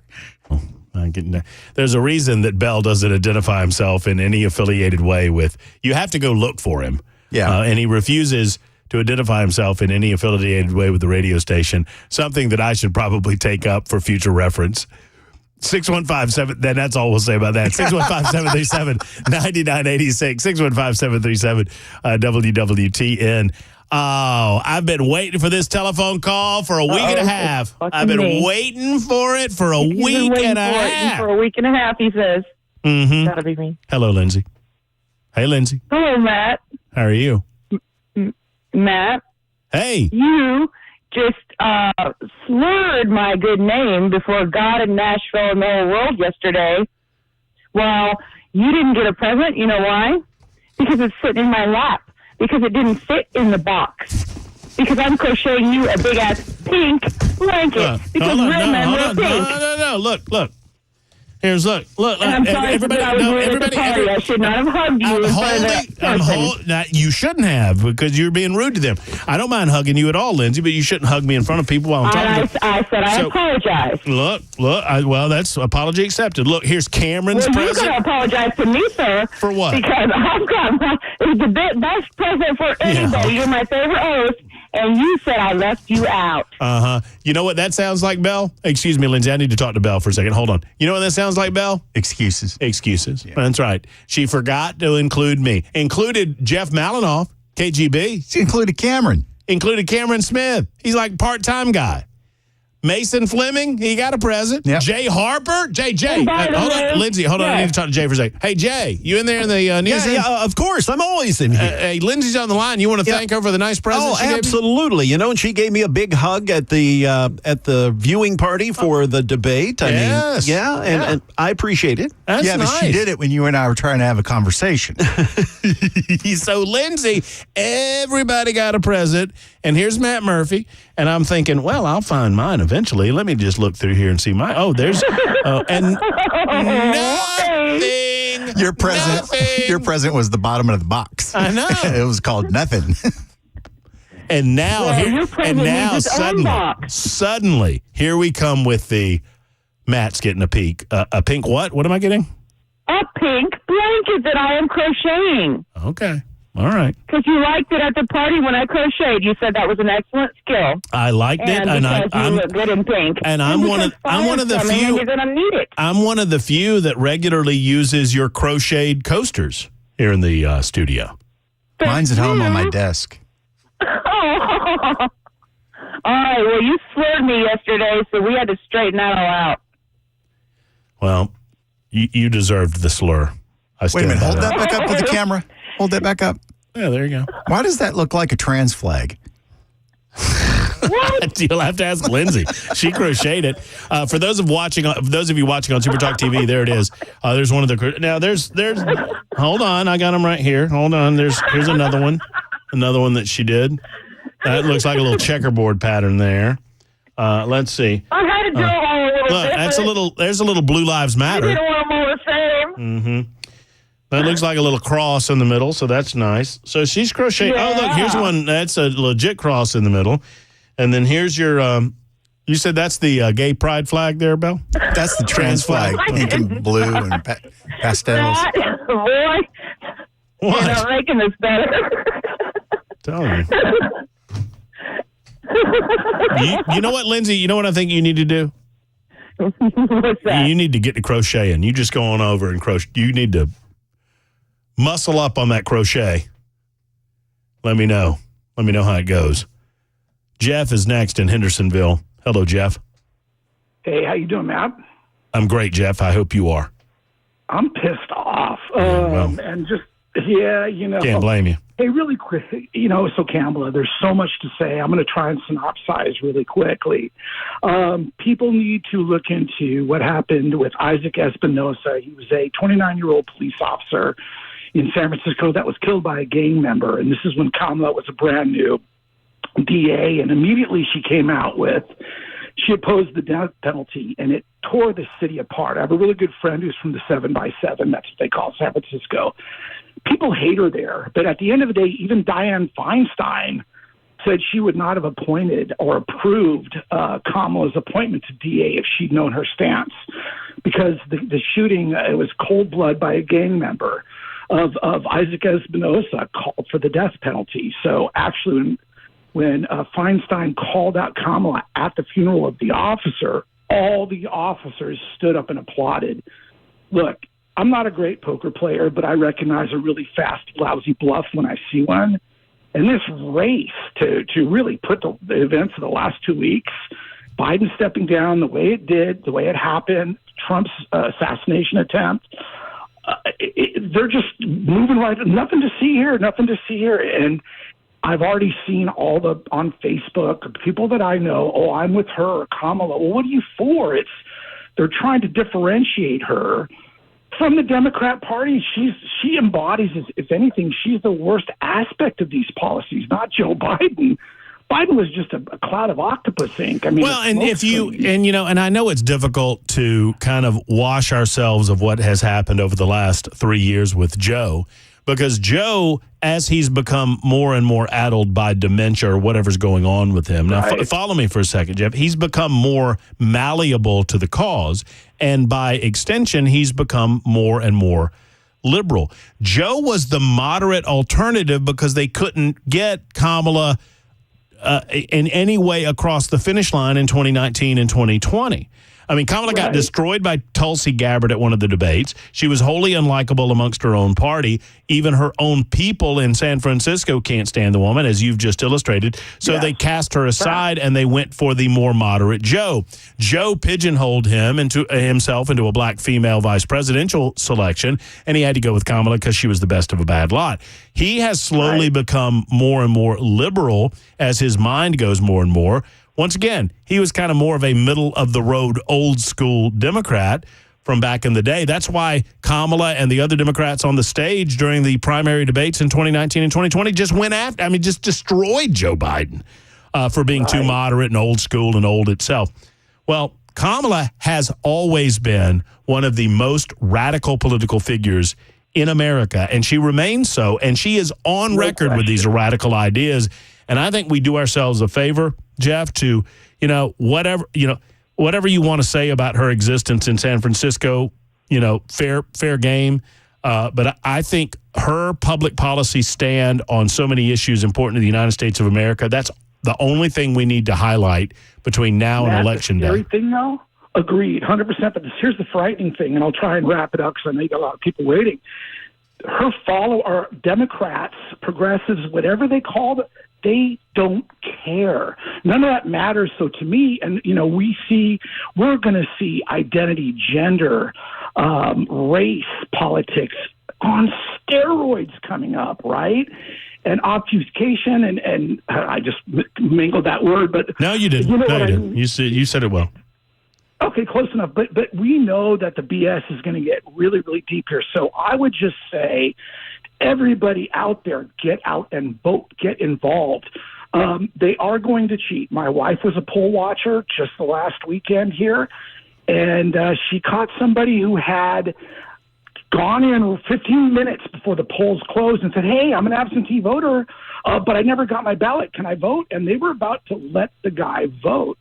And my wife was standing there watching as a poll watcher, and they're like, oh, apparently there's paperwork you need to fill out. You don't have enough time to do it. But how much of stuff like that are they going to get away with? And I mean, I don't want to name names, but it was here locally. Just get involved, people. I think we can say all we want about Kamala. It doesn't matter to these people. They don't care. Well, they care about, here's what they do care about. They care about winning, and it would not surprise I'm just wondering what will happen at their convention if we ding her up enough between now and then. Interesting. Yeah, I mean, but anyway, well, listen. No. I'm gonna bust her. I'm gonna bust her up on her record between now and whenever we dispatch of her, whether that's in November or whether the Democrats try to do it coming up in the next couple of weeks. Hey, by the way, Jeff, if you practiced a little, and I'm saying this with love, if you practiced a little, you could do a pretty good RFK Jr. You know that? I've been told that Bill Clinton, I did not have sex with that young woman. I've been told. You got to get a little more gravel. It's got to sound like it hurts a little bit more for you to get a good RFK Jr. I've been told I have a good face for radio too. So maybe that makes sense. Well, come on. Hey, we always need one more. Come on over, brother. There's a lot of us with a good face for radio. I mean, especially the one that I have to look at every day. I was looking at one of the stats about her Senate record today. She did not bother to show up for 62% of the votes that happened while she was in office. Did you see they're already whitewashing the internet with regard to her record as the United States Senator? She was the third most liberal. No, she was the most liberal. I thought she was third behind Sanders and someone else. She's in front of Sanders. According to VoteTrack or TrackGov or GovTrack. Yeah, I know what you're talking about. Yeah, but they have to get rid of it because they know that's going to be a problem with middle America. Of course it is. And then this, and we're about to get to this. Donald J. Trump today on Truth Social. If those people rioting in Washington yesterday were Republicans or conservatives, they'd all be in jail right now facing 10 to 20-year sentences. Under this crooked administration, nothing will happen to them. I have intentionally held off because I'm going to go off and I will not be able to help myself. You're going to get both barrels of Murphy coming up in just a moment on this issue. Why people were not forcibly detained.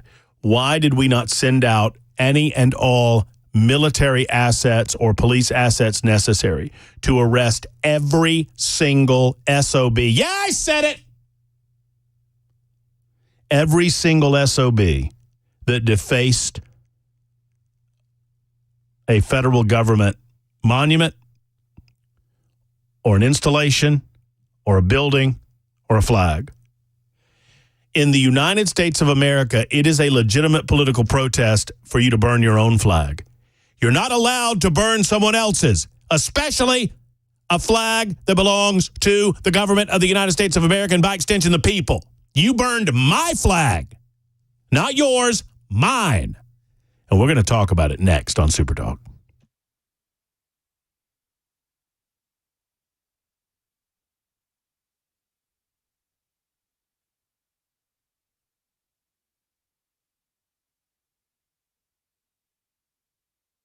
Hey, friends, Matt Murphy here. If you have a pain in your neck that is not political related, all of the political pain in the neck, I should remind you of this. If you have a pain in the neck, or if you find a politician is a pain in your butt, or a pain in your back, or a pain in your hip or elbow or wherever, I'm here to help you. I will help you with all of your political pains. But any other pain that you might have, that's the Dr. Gill Center for Back, Neck, and Chronic Pain Relief. That's their job. I will pass any of those pains off to Dr. Wendy or Dr. Dominic or Dr. V or the rest of the qualified chiropractic care physicians at the Dr. Gill Center. Political pain, I'm your boy. Chiropractic pain, they're your clinic because they've been doing it for over 30 years. They bring the brand new technology into town. They're always on the cutting edge of state-of-the-art technology like the Class 5 laser system, the red light therapy system, and spinal decompression that has helped me so much in my lower back pain. It can help you as well. Call the Dr. Gill Center. Schedule that appointment that you've been putting off. 615-882-4838. 882-4838. Tell them I said that I handle the political pain. They handle the back and body pain at the Dr. Gill Center for Back, Neck, and Chronic Pain Relief.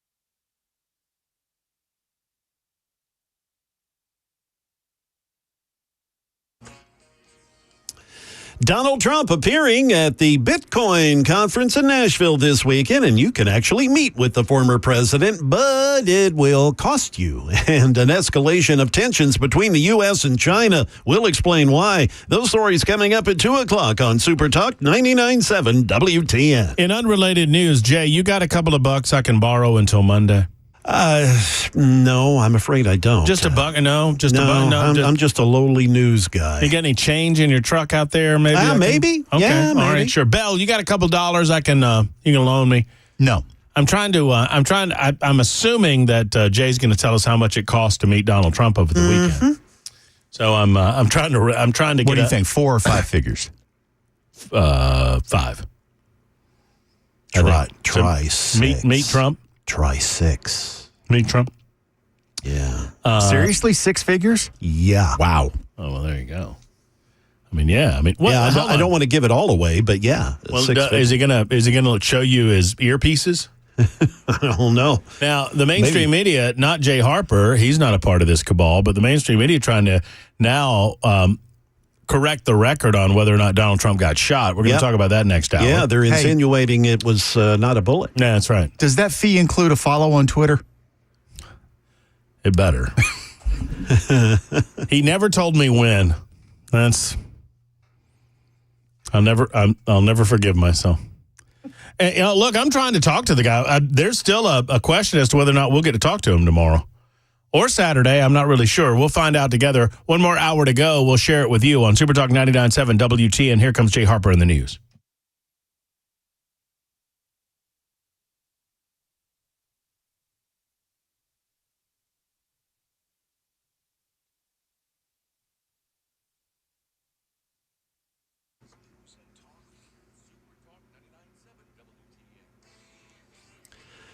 Good afternoon. It's 2 p.m. I'm Jay Harper with your top stories. Still mostly cloudy. We're up to 85 degrees. A complete weather forecast is coming up in just a few moments. Former President Donald Trump slated to deliver a speech at the Bitcoin conference here in Nashville on Saturday afternoon.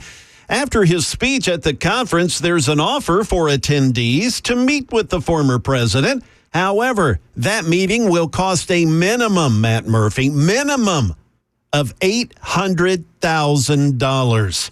Trump's Saturday speech is slated to last 30 minutes, beginning at about 2 o'clock. Conference leaders are expecting about 20,000 people to attend this annual event. Conference officials said they're in active talks with the security teams, and they're cooperating with Trump's Secret Service detail to make sure the event will be safe. An escalation of tensions between the U.S. and China. The U.S. military investigating after Russian and Chinese bombers were intercepted off the coast of Alaska. It's the first time Chinese military planes have been intercepted in that area. ABC's Pentagon reporter Luis Martinez, he has more. We heard from Defense Secretary Lloyd Austin telling us that they did not get any closer than 200 miles off the Alaska coastline. Remember, it's 12 miles to enter territorial airspace. So, in other words, not close at all. But it's unprecedented, and Austin made the point that the United States monitored and tracked and followed these aircraft all the way through. That is the latest news. Weather is next. I'm Jay Harper, WTN News.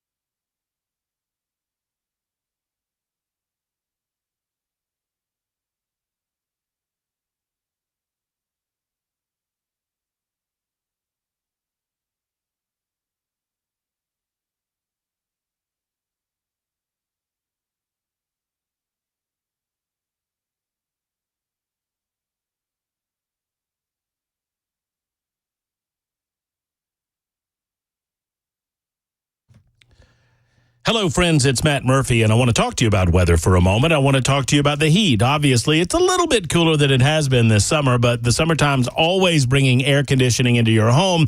And if your AC is not working properly, there is efficient heating and cooling that can help.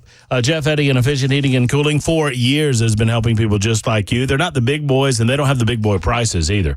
That's bottom line, right? I mean, they keep overhead low. They don't charge you overtime when it's 7 o'clock at night and you have to call them because the AC's gone out. The best way to head off costly repairs, Jeff has told me for years, is to do proper maintenance, annual maintenance on your unit. And if you've not done so and your AC's not running as it should, go ahead and call Jeff Eddy. For those maintenance calls, never a charge over $125 for a residential call, no matter how many units you might have, no matter where you might be. Now, at some point, you have to replace. And when you do, Jeff Eddy is an Elite Pro partner with Rheem, and he can certainly help in that regard as well. Go to efficienthvac.net, efficienthvac.net, or call 615-784-4424. Remember, if your AC's not ready, call Jeff Eddy and Efficient Heating and Cooling.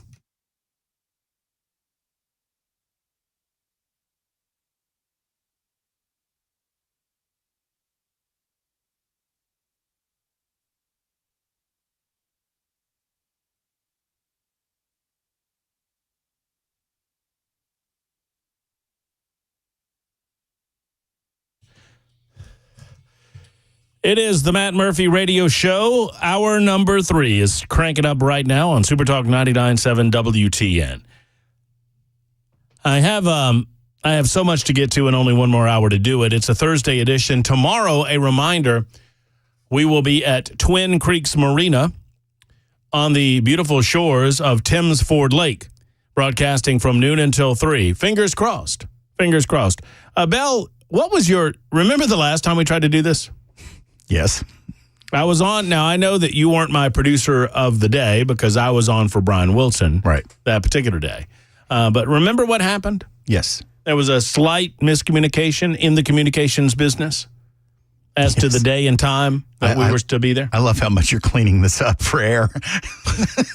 I'm just trying to be nice. Yeah, you're succeeding. I had to drive 93 miles an hour back home from Winchester, Tennessee to the Palatial Studios off Music Row. Cameron went from doing a 3-hour fill-in show for you to doing a 4.5-hour show, including part of Brian's. Wow, it was more like 5. I mean, so we are there tomorrow, and I am assured that there will be no miscommunication. So come on out and see us if you're in Winchester or the surrounding community. We're at Thames Ford Lake at beautiful Twin Creeks Marina. And Bob, we'll be talking about the FBI if you want to join us. Yeah, if Bob from Twin Creeks wants to stop by, I'll allot any amount of time for Bob to share his thoughts on the FBI, CIA, and other intelligence agencies.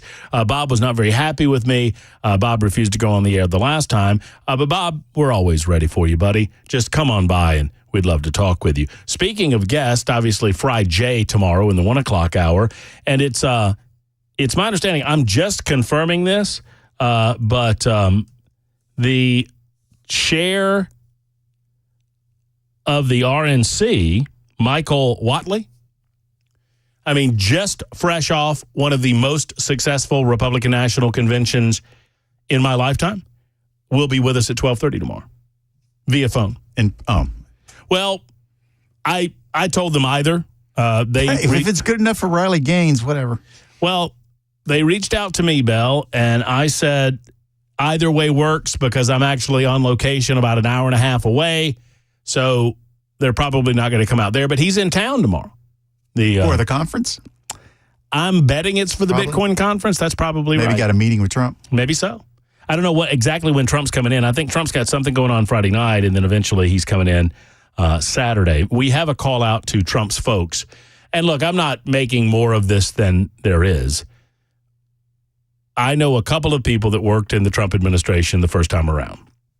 One in particular, who I would consider a very good friend. And so with those inroads, you make the ask. We are talking with Donald Trump's communications director, a man by the name of Stephen Chung, and asking if the former president has 5 or so minutes for the people of the city of Nashville and the state of Tennessee.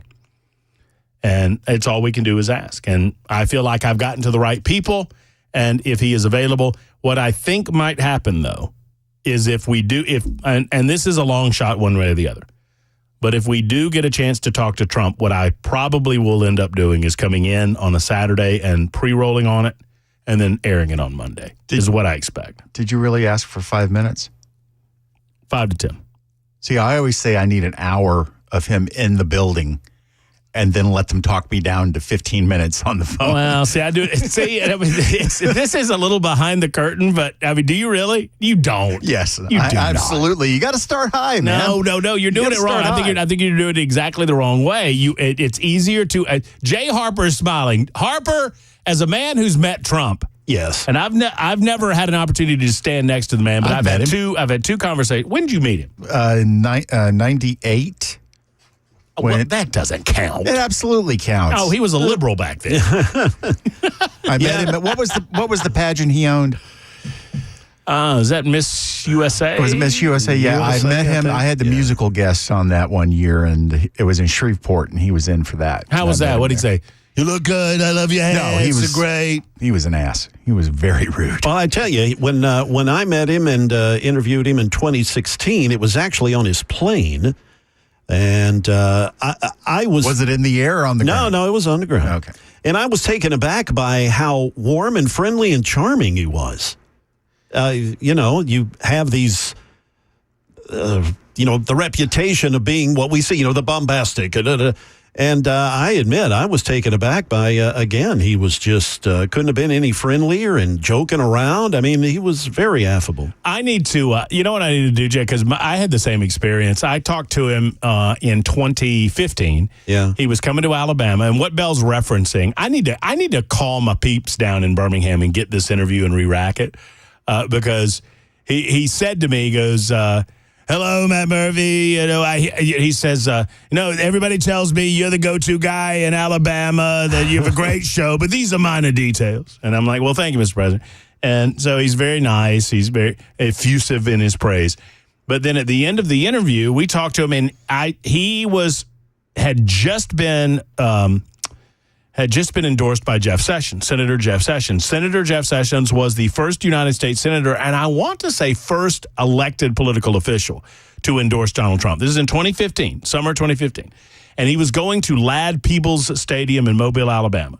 And I said, I've read Art of the Deal. I know how you negotiate, Mr. Trump. Here's what I will ask. If I can get you over 20,000 people in Mobile at Ladd Peebles Stadium, will you agree to follow me on Twitter? And he said, absolutely. You're on. Let's do it. I'll follow you. You got it. And I said, okay. Jay, would you care to guess how many people were in Ladd Peebles Stadium that day? 30,000. It was like over 30,000. That is correct. And so I'm like, well, I fulfilled my end of the bargain. Surely Trump's going to fulfill his. And I joked around and said, hey, if you lie to me, you'll lie to America. About 3 months later, and so he never followed me on Twitter. He still hasn't.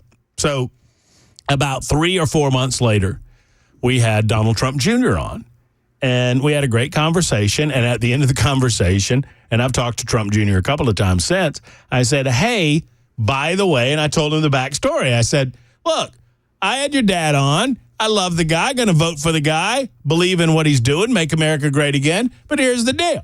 I told him if I get him over 20,000, he follows me on Twitter. He agrees. We get him over 20,000. Where's my follow? And there's this pause, and Trump Jr. goes, did he tell you when? And I was like, well, no. And he said, when it comes to dad, you really got to watch those details. And I was like, oh, no. So one of these days you'll follow me on Twitter. One of these days, maybe. Anyway, Trump's coming to town this weekend. A lot of folks excited about that. We're excited to be at Twin Creeks Marina tomorrow, and excited to have the chairman of the Republican National Convention on with us tomorrow as well. Should be a good conversation. What a great Michael Whatley, and is the chair. Laura Trump, obviously co-chair of the Republican National Committee, and the convention. What a fine event. Those are the responsible parties. So it's good to have him on tomorrow at about 12:35. Super Talk 99.7 WTN 615-737-9986. So I'm going to try not to get too terribly upset or overly animated.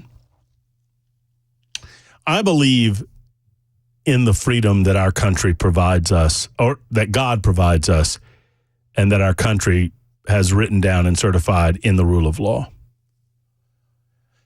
I have long said that our country believes in freedom so much, it believes in the spirit of man's free will so much, that you are allowed to do things that I find to be distasteful or even disgusting. We believe in free will to the point that so long as you're not violating my rights or the rights of others, you are allowed to live, for the most part, a life of your own choosing, so long as you are not depriving the life, liberty, property, pursuit of happiness of others through force or fraud. That's what it's all about. That government should not interfere with the manner in which we want to lead our lives. And so it has been a source of discussion, debate, and even argument over my almost 25 years on radio, because I've never categorized myself as a conservative or a Republican. Certainly, I'm a libertarian. I try to be as specific as I possibly can. I don't belong to the Libertarian Party, but I believe in that philosophy of government. Government serves best, that serves only when absolutely necessary. Otherwise, men and women should be allowed to live a life of their own choosing with their own associations and based on their own values, as long as they are not in violation of the rule of law. And that means that, as disgusting as I might find it, you have every right in the world to burn the American flag, so long as it's your property and it's on your property. You get to be as disgusting and misguided and pig-headed as you want to be. As a symbol of anti-American protest, we have long held that you are allowed to do these things so long as you're not violating the rights of other people. But I do find it disgusting. And I will point it out. You are free from prosecution, but you are not free from public persecution when you engage in this sort of activity. And that seems to be where people get it wrong. They seem to think that the Dixie Chicks get to run around bad-mouthing the President of the United States of America. Well, it's my freedom of speech. It's my First Amendment rights. And then when people react, they somehow are shocked that there's been a reaction. The First Amendment protects you from government interference. It doesn't protect you from me and from Bell wagging our fingers or whomever and saying, not on my watch.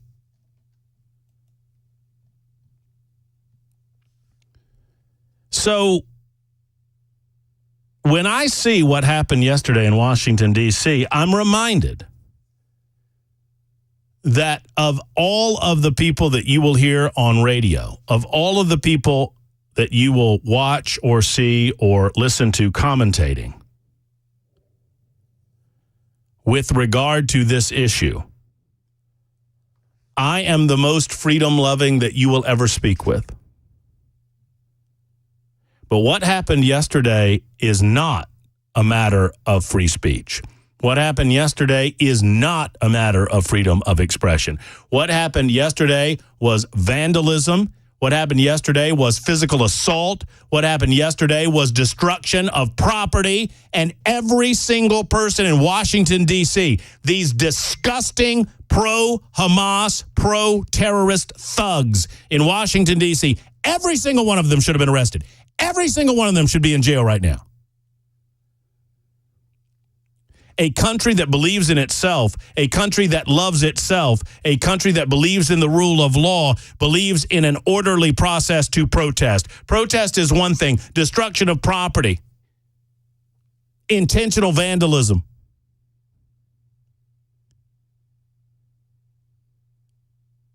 I've taken it in the short hairs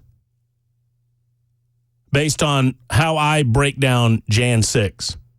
because there are some that want to suggest that nobody did anything wrong on January 6th, and obviously some people did.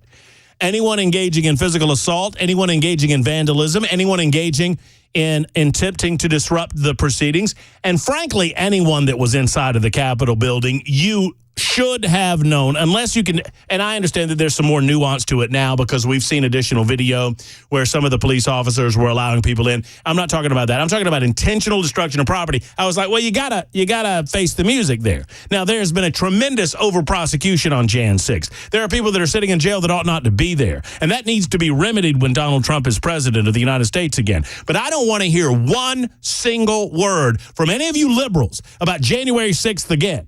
I don't want to hear it because you don't truly care about law and order. You don't care about our police officers. You don't care about protecting those officers. And you sure as hell don't care about protecting public property. The flag that was torn down and burned by protesters was not theirs. The property that was vandalized outside of Union Station and other parts of Washington, D.C., where they said Hamas is coming, this was not their property. This was our property. They came to our house and they vandalized our property.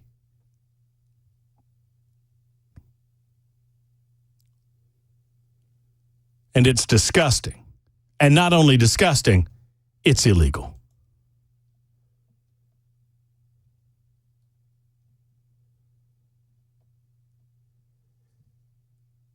It is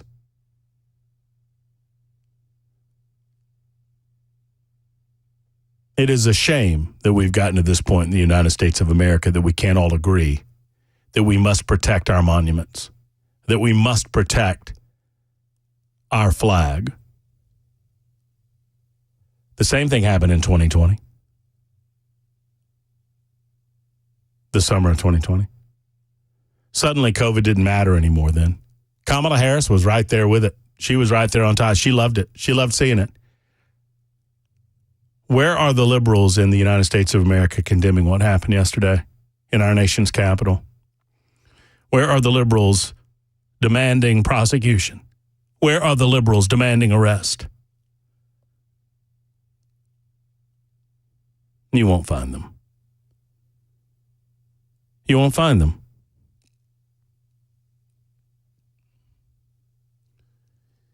In a country that believes in itself, in a country that believes in the rule of law, you deal with aggressively those individuals that commit these sorts of heinous acts.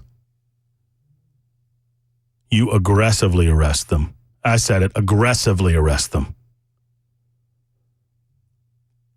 You escalate the force to the point that you can control the mob. And you send a message to these other American-hating scumbags that we're not going to put up with it. If you want to protest, if you want to walk down a street and fly your stupid Palestinian flag till your heart's content, so be it. You start destroying property, you start burning property, that's a different deal.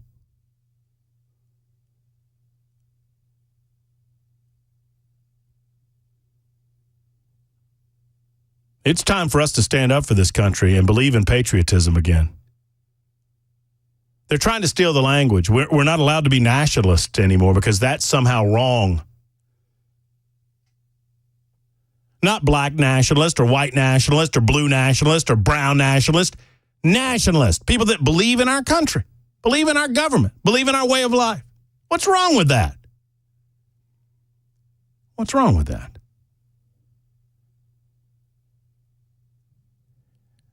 A massive destruction of property in Washington, D.C., and you don't hear bupkis out of the mainstream media. Remember when they painted that little gay pride crosswalk in Nashville and somebody spilled a little paint on it? And the officials in the Metro Nashville Council said that they were going to find the person that did that and prosecute them till the fullest extent of the law. That's what we were told. That's ridiculous. You can't do that to a crosswalk. We're going to prosecute you to the fullest extent of the law. Well, what about our venerated monuments?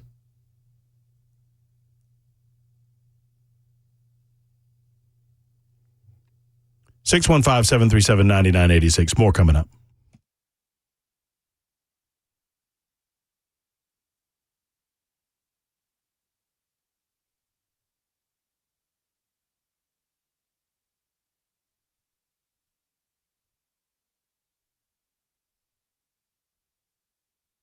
Hey, friends, it's Matt Murphy, and I want to talk to you about a very patriotic company right now. Just so happens that I'm talking about them on the heels of that discussion about our American flags. It's U.S. Pest. When you drive by a billboard, and you see U.S. Pest on the billboard, and you'll see them around town from time to time. I drive by one every day, and I love the fact that they've got the American flags flying over that billboard. J.K. and Erica insist on it because they love this country. They love what this country represents, and they can't stand bugs. They love the United States of America, and they hate bugs. They love the good old USA. They can't stand roaches. They love eagles and bald eagles and everything they represent. Termites, stinky fleas and ticks and all that. Not so much at U.S. Pest.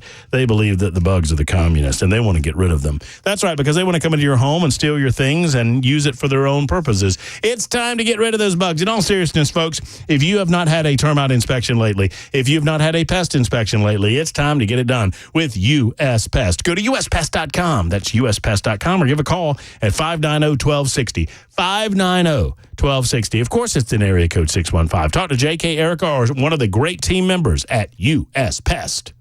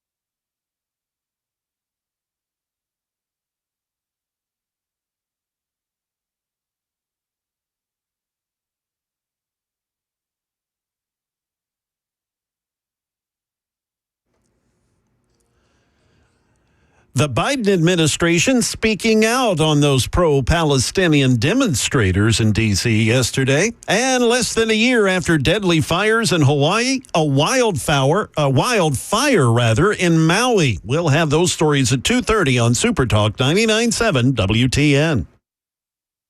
Super Talk 99.7 WTN, Matt Murphy and you. Okay, I got a little fired up there talking about the American flag. Once again, I believe in freedom. I believe in our First Amendment. That's not what we saw yesterday in Washington, D.C. It's disgusting. And I do appreciate that these folks are now finally showing us who they always have shown us who they really are. But now they're not hiding behind this idea of I'm pro-Palestinian, I'm not pro-Hamas. Being pro-Palestinian in this respect is being pro-Hamas. Obviously, there are Palestinian people that have been caught up in the crossfire, sadly, and those Palestinian people who want no part of it. They're in the minority, by the way. They're in the minority, but they do exist.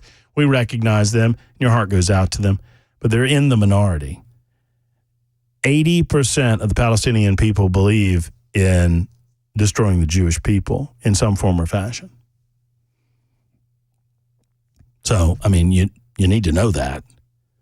You should know that Hamas rapes people. They murder people indiscriminately. And sadly, Israel has to navigate and negotiate through the civilian population in order to get to those people because they hide behind innocence. Bonnie's in Tullahoma. Hey, Bonnie, I'm glad you called. How are you? Yes, sir. Can you hear me okay? I can. You sound good. Yes. Thank you for the words and the wisdom that you have, and thank you for standing up for everybody and the flag and all that.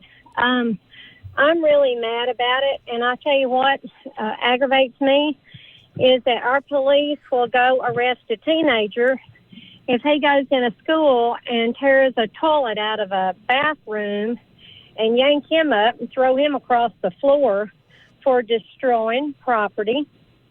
And then I've heard of neighbors going to neighbors and tearing down their fence or doing something because of their dog, and then they get jail time for it. I mean, we're talking about the White House, right? Around near the White House. I mean, you're talking about, what is it, Lafayette Park, right across the street from the White House. They put up a barricade to protect the White House. They extended the White House barricade a little bit further because they knew what was going to happen. They had it. So yeah. So I haven't seen it, but I can just picture it, and I can't comprehend why nobody's doing anything about this. And to anybody that would want to vote Democrat, my God, do you have your finger up your butt?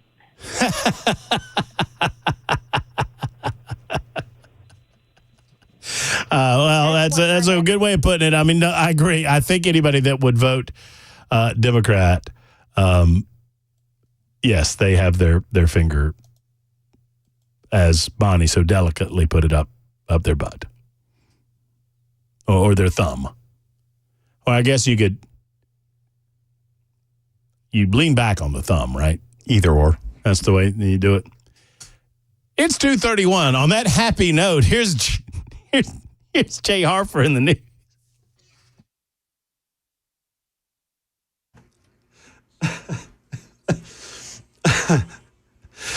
Oh, with fingers plainly in view, I'm Jay Harper. It is 2:31, and I'm here with your top stories. Mostly cloudy, 83 degrees on Music Row. A forecast is on the way.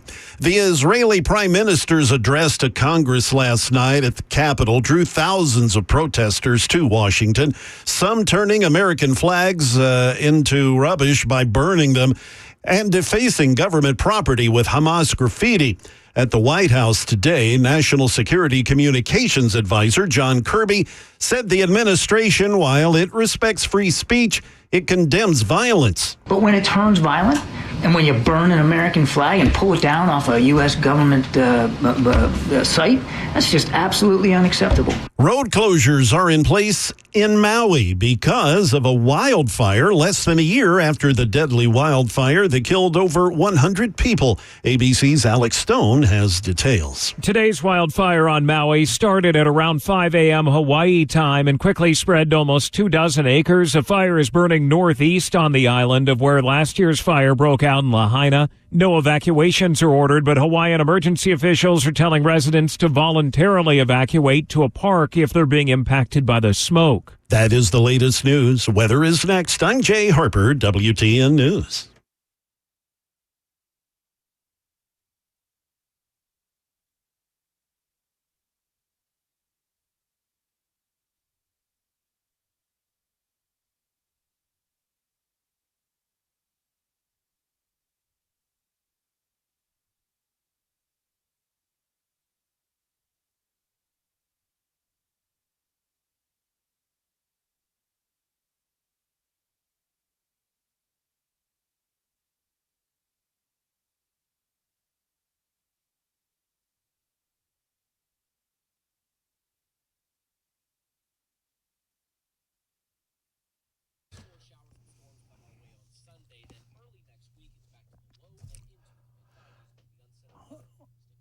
I mean, when I say convenient to the airport, when it comes to the GlockStore or anywhere within the sound of my voice, I mean, I mean that. I mean, right off of Briley Parkway, you turn down Elm Hill Pike, and right there they are on Airlane Drive. I mean, that's pretty convenient, right off of I-40 and convenient to downtown. Folks, they are convenient. Better yet, if you go to GlockStore.com, if you don't want the drive and you know exactly what you want, they ship. I mean, come on now. They ship anywhere in the United States of America, and they can ship to you. But better than that, I want you to go in and see the incredible accessories, the different parts, performance parts galore for your Glock and other items, and you can tour the shooting rooms. You can see the difference in the training area at the GlockStore and the other guys, and it is not comparable whatsoever. Go to GlockStore.com or Shoot270.com to find out more about the one and only GlockStore. I've got to get training back going, and I'm committed to that. I was talking to Dan over at the GlockStore that I've got to get some training scheduled because I haven't been in. You know how it is. It's a perishable skill,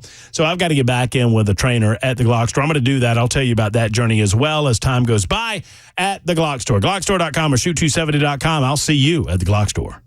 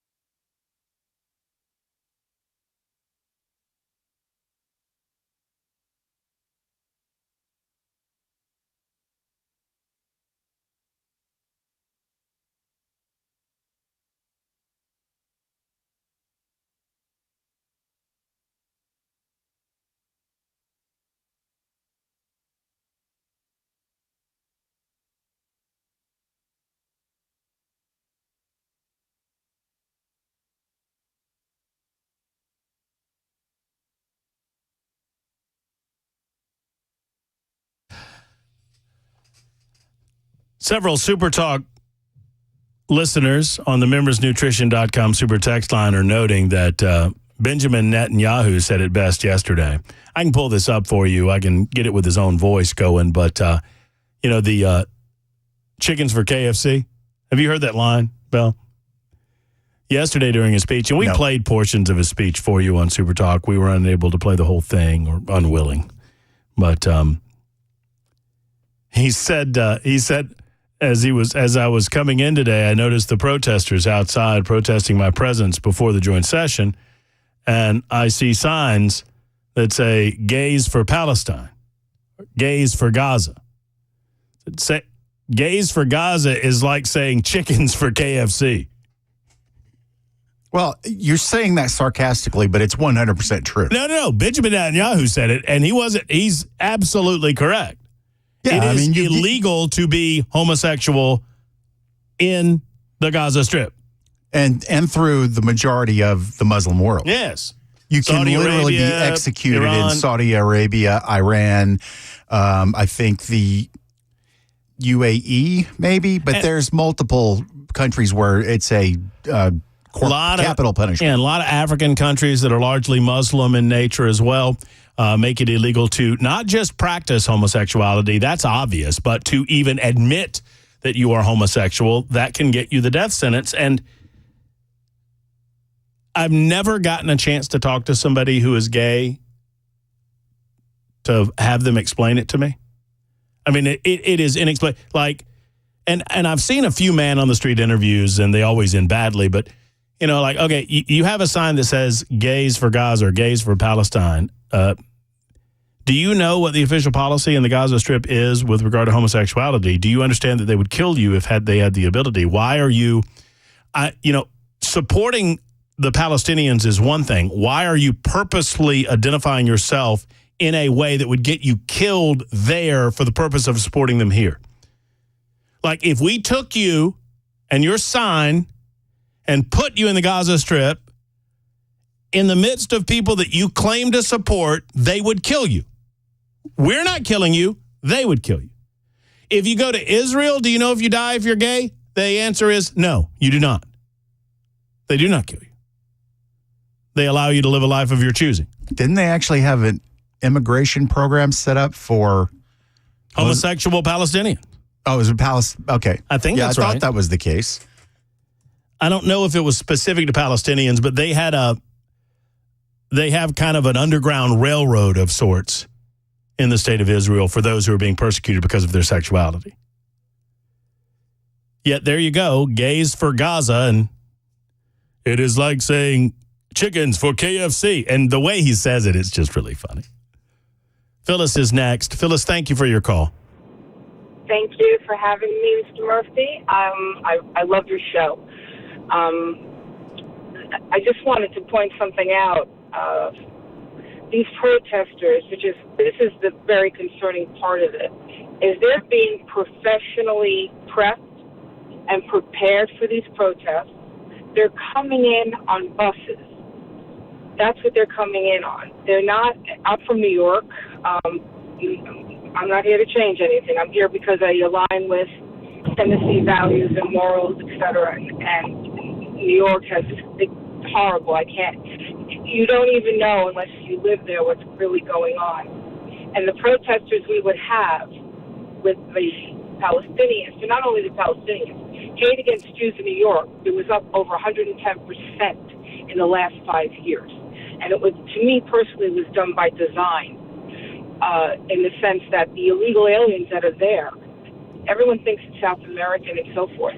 No, we have a lot, and let's talk about the pink elephant in the room. We have a lot of Muslims living in New York, and there are cells there. And people are being very naive to what's going on. And these protesters, they don't care about anything. They're getting paid. When we had BLM, they defaced St. Patrick's Cathedral. They were chopping off the heads of our statues at Catholic churches. BLM, they actually were putting ads in Craigslist to get the job, to protest for BLM. At the time, I even belonged to a Christian church. Yeah, so it's, Nancy Pelosi would refer to this as AstroTurf, right? Not grassroots, but AstroTurf. Right. Well, Nancy Pelosi, and this is from one guinea to another, she comes from a family of corruption. So when you're sleeping with the enemy, well, no, I get it. No, that's what she claims. Anytime you see a grassroots effort on the part of the Republicans, she claims they're AstroTurf. Well, these are really AstroTurf protests that are. You're right on target, or right over the target, Phyllis. They do bring them in, they bust them in, they ship them in. These are not natural or organic. They are from other parts of the world, and they are they're pulling back the curtain and showing us who they really are. They did yesterday, at least. Right, and the concern now with Nashville, because that's all you're hearing now, is that you have these neo-Nazis protesting in Nashville and so forth. One of the protesters that was arrested was from Canada, but you have a blue mayor. You have, Nashville is blue, right? it's going to be done by design. And this is what started in New York. You had small little protests, and then they started bringing in more aggressive protesters. And then what would happen is the police would try to stop it because they were very violent. Fifth Avenue, the stores are gone on Fifth Avenue. So the police then, the police aren't allowed to do that. They had a hands down. Then they wanted to say, well, the police are aggressive. See how it's all connected? The police are aggressive, so we have to take away some of their rights. That's why New York has no bail, no jail, which I'm convinced Nashville is heading in that direction, because you're going to get when they start saying repeat offenders on the street, well, they just lowered their bail. Wait till they start getting rid of bail. Wait till they do that. And what they're trying to do is, with the protests and the police, they're trying to change the red states, especially, from the inside out. Well, yeah, I mean, and the effort, and Phyllis, great call. Thank you for being a part of the show today. I do appreciate you. I'm going to move on and get to as many as I can before we hand off to Brian Wilson in the drive. So, I mean, we could spend the next 4 hours or 4 days or 4 weeks talking about the Soros push in the inner cities and what the purpose there is. But to synopsize it, Soros decided that it was advantageous to fund district attorney races in bigger cities because precious few people paid attention. Most of the population that you're dealing with are liberals. Liberals are more easily led, or in this case, misled, to vote the manner in which you want them to. You mislead the liberal population into voting for a prosecutor of your choosing. These prosecutors largely announced that they're going to do criminal justice reform in such a way that it seems positive for the criminal, if you will, quote unquote. What it does to the overall criminal population, it leaves them on the streets. That causes an increase in crime in the inner cities. That leads to a growing belief amongst the suburban population that the inner cities are out of control. It leads to a further belief amongst the greater population that America is not working as a law and order country, or as a country that believes in the rule of law. And you create that level. Just read, Saul Alinsky Rules for Radicals. You can kind of see where all of this leads. That you create the disruption and then you swoop in through government control and claim that you're doing so in order to tamp down the disruption that you yourself created for the purpose of the government control. David is next in Spring Hill. Hey, David. Hey, Matt. How you doing? I'm great. Hope you are. I am. I'm great. I don't know if anybody saw it last night. Tucker had a guy that had tracked somehow. He has really I'm technologically challenged, so I don't understand it all, but they noticed that of the speech the day before that Kamala was given wherever that sorority gathering was, that 140 or so phones pinged at that protest, at the Palestinian protest in Washington, to the point they knew the origination of where the sales originated from, most of them from West Coast, a few from the East Coast, New York primarily, and several that were phones given out to illegals. So I don't know if anybody hadn't seen it. If you hadn't seen it, you can, I'm sure, find it on YouTube. It was Tucker, so it ought to be out there. Oh yeah, I love Tucker. I'll give it a go. I wouldn't know what title to tell you to search under, but it was last night. I mean, I can find it. Yeah, I mean, I know where Tucker posts all this stuff. One observation, I just voted, and I love our new system. I don't know if it's statewide, but here in Murray County, we have paper ballots, and they're traceable, and if you have an audit, it's real easy. The way they secure them when you turn them in, to if they ever had to do a recount and everything's very simple. So anyway, I like that. Good stuff, David. I love that. I have not yet voted, but when I do, I'll take that under advisement. Thank you so much for all of you participating in the show today, to include all of you on the membersnutrition.com super text line, many of whom I'm unable to get to. John is one of our regular contributors to the membersnutrition.com super text line, and he says Netanyahu's speech was great, legendary. strong leader, harkens back to Reagan. I couldn't agree more. John also points out an issue that I did not get to today, and that is that the FBI director was not certain as to the nature of the wound that Donald Trump had on his person, said that it could have been a bullet, could have been shrapnel, and the liberal media is seizing on that today to suggest that Donald Trump was really not shot, leading to conspiracy theories. It's just gross. It's irresponsible on the part of the media. Obviously, it does not matter one way or the other. There was an assassin that was attempting to put a bullet through his head, and if successful, Donald Trump would be dead. And somehow the media is trying to mitigate that fact by suggesting that it wasn't a bullet, it was shrapnel that hit him, as if it matters. Hot tip, it doesn't. We'll check in with Brian Wilson next on Super Talk.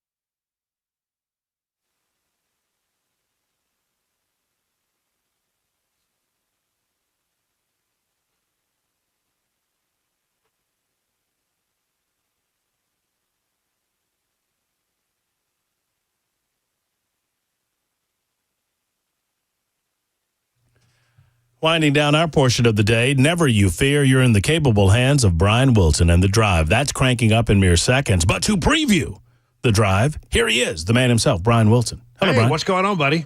Man, I'm just fired up. These protesters in D.C. have got me all kind of out of sorts and in knots, Brian. And I'm telling you that is at Union Station where I got to tell you more times than I care to admit. That's where I went every day for lunch. Mm-hmm. So literally that was 2 blocks from the Fox Bureau and about 3 blocks from Capitol Hill. And it's an amazingly beautiful restored building. They almost knocked it down, and then they decided, you know what, this is a really remarkable structure. And they went back and they cleaned it up and refurbished it, and it's a showpiece of a place. And it just hurts me to see people treat not only the American flag with disrespect, but this wonderful old building and the grounds there with such disrespect. And it is maddening. It is angering is what it is.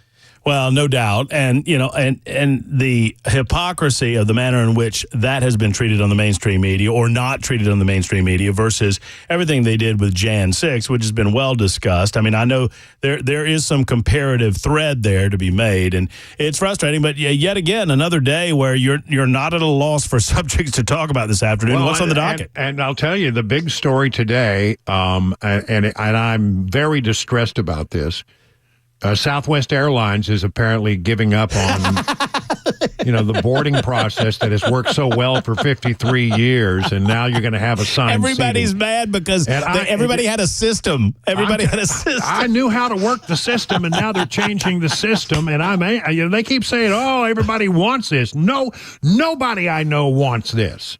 Southwest Airlines, what are you doing? We'll start out with the 2024 election. Some new numbers that are out to give us some sense of how this is all shaken down after all of the changes that have been made in the lineup. We'll get to that right off the top. And we'll be looking forward to Brian Wilson's rant and rave about the Southwest Airlines change of seating system. It is 3 o'clock. Jay Harper's News is coming up. We're live at Twin Creeks Marina tomorrow in Winchester. Come on out and see us. It's the Matt Murphy Show. Hug your loved ones. So long, everybody.